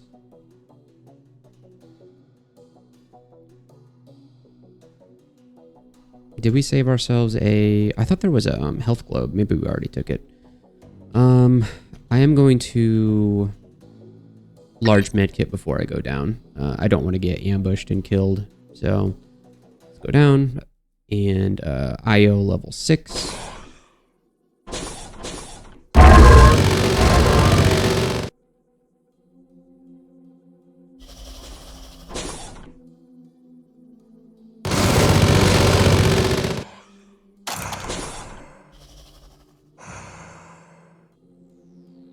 Let's try and clear the bottom here.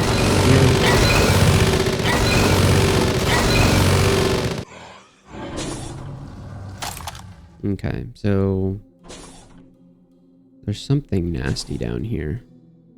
Oh yeah. Okay, we have a super boost here.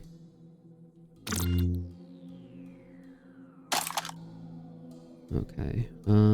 When should we use the super boost? The walls here seem tough. So I guess I won't be able to shoot through the walls. Something that we can do now that we have a plasma gun, we can actually shoot through walls. Not on this level, unfortunately, but we can do it. We have a regular rocket launcher on the ground here. I think I think five rockets is enough to get us through the rest of the game. So I think we don't need to pick up a rocket launcher. There were some power-ups over here, like invincibility. Yeah, there's invincibility over here, but the problem is it's going to be hard for me to get value out of it. Because all the enemies are over on this side of the map now, and it doesn't have a very long duration. Even though we are a Marine and we have extended duration, it doesn't last long enough.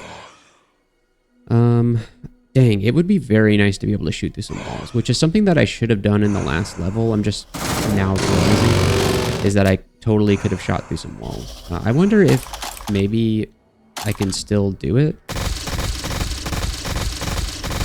No, yeah. That's very cool. That means I'm glad that that guy missed me. It looks like we're going to have to do some lava. Ooh, that was unintentional lava walking. Great. Of course, maybe we don't even need to lava walk. Is there anything over here? There's a health globe. Oh, the the stupid... Oh, no, here's the exit. Okay, so we actually don't even need to bother going through here because there's no chests or anything like that. So I'm going to pick up the super hyper boost, and then I think we're going to be into the boss fight. So we'll get to check that out. So the most recent update for this game added a boss for Io, and so we're going to get to fight them and possibly die to them. So here's the gateway, and I think we still have to fight a bunch of stuff. So let's go ahead and fight that stuff. Level up is coming pretty soon. Here we go. And we have some choices here. We could do WizKid for more modding. We could go for some survivability by picking up like Tough as Nails. Tough as Nails is very good. We probably don't need to grab Ammochain right away because we're looking pretty good on ammo at the moment. 364 762 bullets, and then we have, you know, a whole bunch of plasma shots as well. So we don't really need to take Ammochain at the moment. The +1 damage to chainfire weapons would be pretty nice, but I don't think it's worth 2 levels at the moment. So what should we do here? Eagle Eye could actually be pretty decent because our accuracy is not so great at the moment. I think 1 level of Tough as Nails is actually going to be important here because we're going to be tanking some hits here. I'm going to swap to my other red armor. So because the at the moment was damaged, and so it's providing less protection. And so you saw what just happened there. These warlocks can resurrect dead enemies, and so you always want to priority target. That way you're not wasting turns.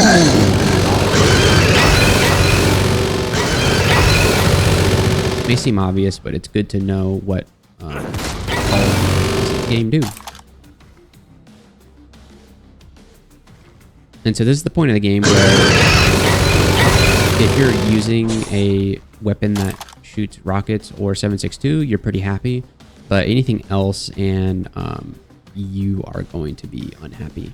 So we have to fight the ancient. So let's think about what we should have picked up that blue armor, honestly, because we're going to take a beating from his plasma gun, and it's going to require us to probably you know, chain many turns together using large medkits. Unfortunately, I can see us using about 3 or 4 medkits to fight this guy. He's very tough. So I think he's got a lot of armor too, which means we might want to actually switch to the Hyper Blaster. I'm going to go ahead and ready the Hyper Blaster just in case. We're going to take a look at what his armor score is, because the armor it reduces, it's like protection. It's like your armor. It reduces per bullet. And so the Hyper Blaster is better at getting through armor, not only because it's plasma, and plasma pierces some armor. I don't think it ignores armor. Okay, so I just looked it up, and plasma damage basically ignores half armor. Heavy damage ignores all armor. And so as of right now, this particular update, that's the way that it gets calculated. So that's why plasma resistance is so important, because when you're receiving plasma damage, your protection is only half as useful. I believe that works in both directions. So not only does the Hyper Blaster do more damage per shot, because we're only shooting 4 shots and they each do 2d9. So it's also going to... so each individual bullet does more damage, so and we're shooting less of them. So the armor, this procs the armor 10 times. This only procs the armor 4 times. And also the armor will be half as effective. He might have some plasma resistance, I'm not sure. So I'm going to go in with the Hyper Blaster because I have a feeling it's going to be a better weapon for this fight. So let's get into it. So here he is. He's the Ancient. So he has 25% resistance to plasma. So that kind of sucks, but I think overall the Hyper Blaster is still going to be doing more damage. He has 5 armor. So that's going to really nerf the damage of our minigun, because each of those bullets does, like, you know, on a low roll, it's doing 1 + 3, so 4 damage. It could be completely negated by his armor.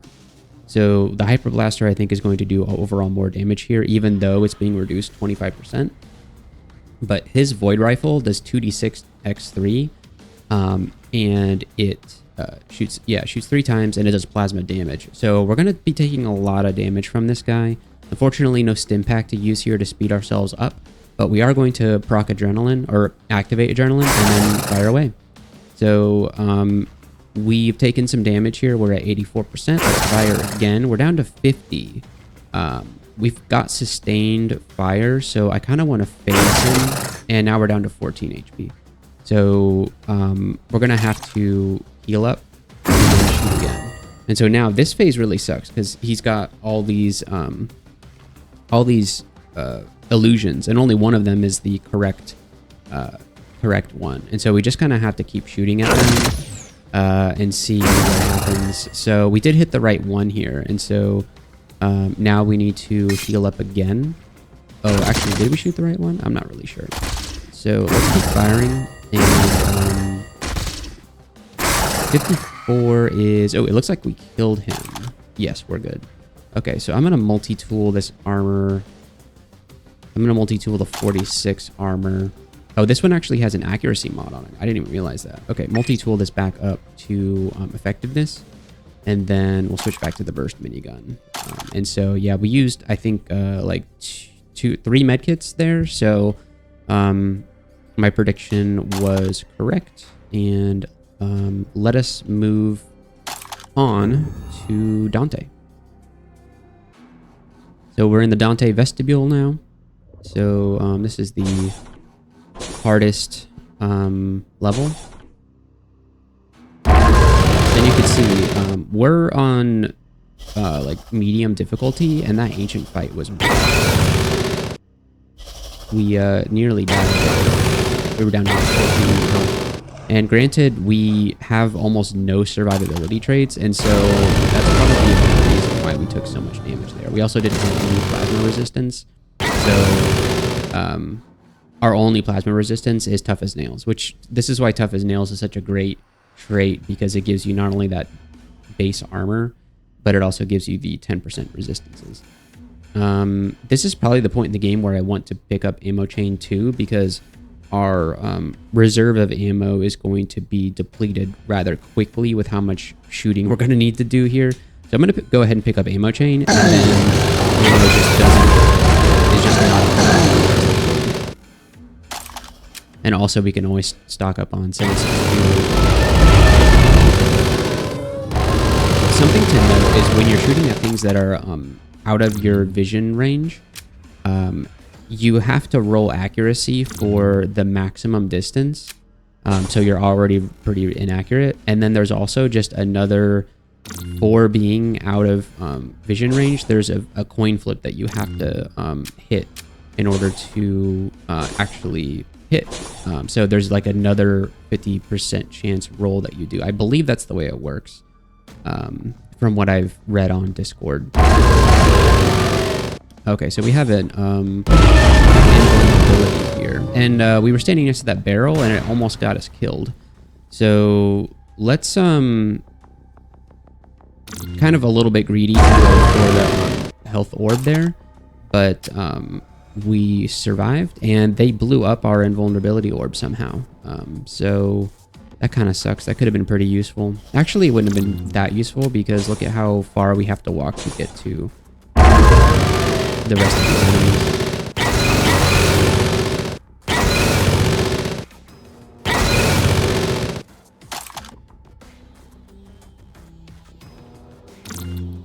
Okay. That was a little scary, but... oh, we don't have room for that napalm grenade? That's a little surprising to me. These plasteel boots are really struggling. We've really walked through a ton of lava in those things. That's okay. We don't need the napalm grenade.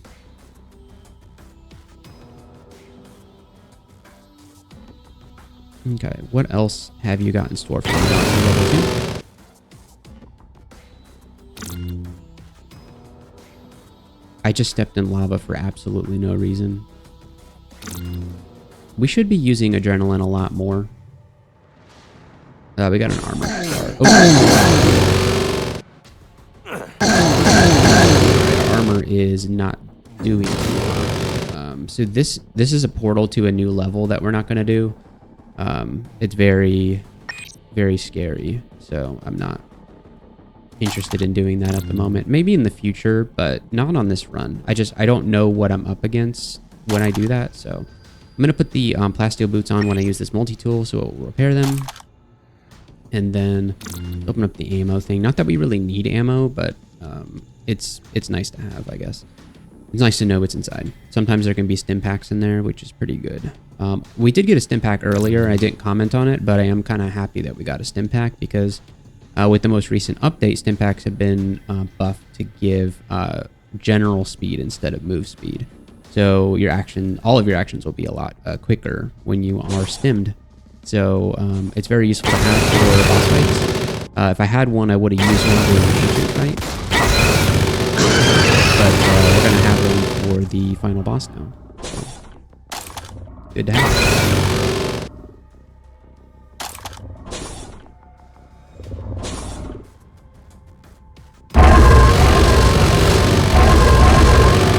Okay.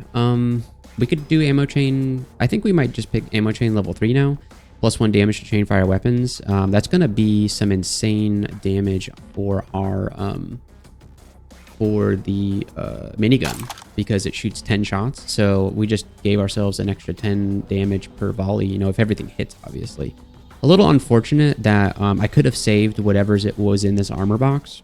And that was probably a huge misplay because what if there was an energy shielded vest in there?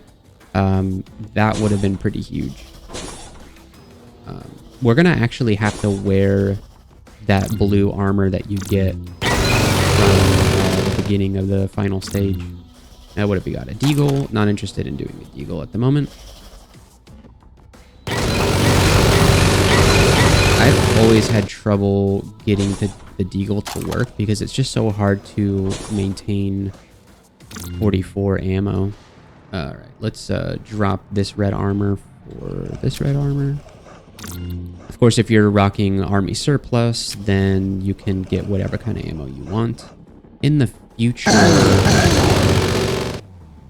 they will be adding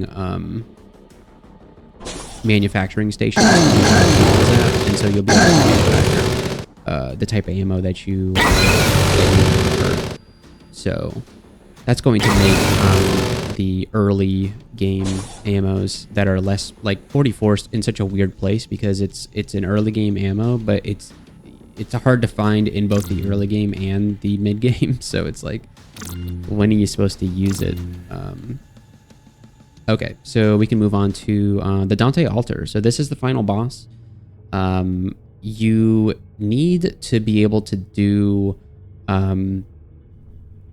you can't rely on just fire or just plasma damage because the first phase is immune to fire and the third phase is immune to plasma. So we're actually going to take a look at its stats. We're going to get our Hyper Blaster and our minigun out, we're going to take a look at the stats of the thing and see how much armor it has and figure, you know, is it better to use the minigun or the Hyper Blaster at this point. So let's do, we're going to keep the Onyx armor for sure. We can drop some ammo here to just pick up this stuff. We're definitely going to need the blue armor for the third phase, because I think it's the third phase that does plasma damage, and it is quite nasty.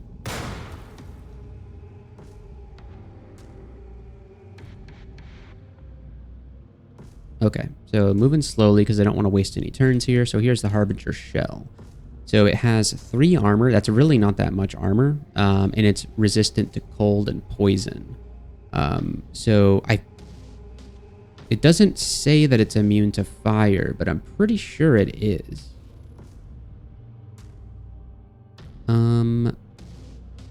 Maybe I made that up. Maybe we can do some science to figure it out. Yeah, let's throw on the launcher. We're gonna activate this and shoot. Okay, so it's not immune to fire damage. It's not even resistant to it. Why did I think that? Maybe I got the phase wrong. Okay, so I looked at my notes. The note was actually that the first phase deals fire damage, not that it's immune to fire damage. So I was wrong about that, but you know, this is what we do, we learn. So he's now targeting us with mortars. We have some fire resistance, so it's not that big of a deal. We are going to swap back to the minigun and just, you know, get knocked back there. That's fine. And then let's move back here. Try not to get blasted too hard. Yeah. Okay, so we phased him. So now he's in the Harbinger's Throne. He's resistance to cold and poison, so he doesn't have any type of resistances at the moment. His armor is still 3, so I think the minigun is still going to be a very good choice here. And I think we're going to go ahead and, once our adrenaline runs out, we're going to stim pack because it'll reset the cooldown on that. Okay, so this is the final phase, and this thing, it's supposedly immune to plasma, but as you can see, the resistances are not showing up here. I'm going to throw a plasma grenade at it just to see what happens. I've been told this thing is immune to plasma, and it most certainly is not. Maybe I made that up completely. Am I some sort of an idiot? I guess I am. Why did I think it was even resistant to these things? Okay. I think what happened is that I wrote down the type of damage that the thing does, and maybe I assumed that it was immune to these things. But no, we can... Let's stim up, and then adrenaline, and then okay, so it's dead. Congratulations, you defeated the Harbinger. So that was it. That was the game, at least for now. This is where the game ends. In the future, there will be an alternate win condition of some kind. But there we have it. That was my Ammochain Marine in Jupiter Hell Classic. And I hope that you enjoyed watching this. This was a pretty cool run. A little unfortunate that we didn't get the mods to turn this Hyper Blaster into a burst Hyper Blaster, because that would have been really fun to use. This thing would have done so much damage. And we just needed to find one more bulk mod, but this was kind of like a dry game for mods. There really weren't that many. Like, I was able to make this burst gun and the tactical steel boots, and then we put an accuracy mod on the armor, but that was pretty much it. So I think in the future, there's obviously the surplus skill that I think allows you to get mods when you open stuff, which is pretty cool. I imagine a run with that plus WizKid would go pretty hard, and maybe we'll try that out in the future. So this was Ammochain, a very safe build to go for, I think. You ramp up your damage really well in the early game, and since this was a lower difficulty, I didn't really need to do much in the way of survivability other than toughest nails. I took one thing of Tough as Nails, which I think may have saved my life at some point, especially getting that 10% plasma resistance during the Ancient fight. I think currently the way things are balanced, the Ancient fight is more difficult than the Harbinger fight. So that's just a little bit of funny early access stuff that maybe will be changed in the future. But for right now, the Ancient fight is pretty terrifying. So that's pretty much all there is to say about this run. So I hope you enjoyed watching this run, and I hope you have a good rest of your day, and I'll see you in the next one.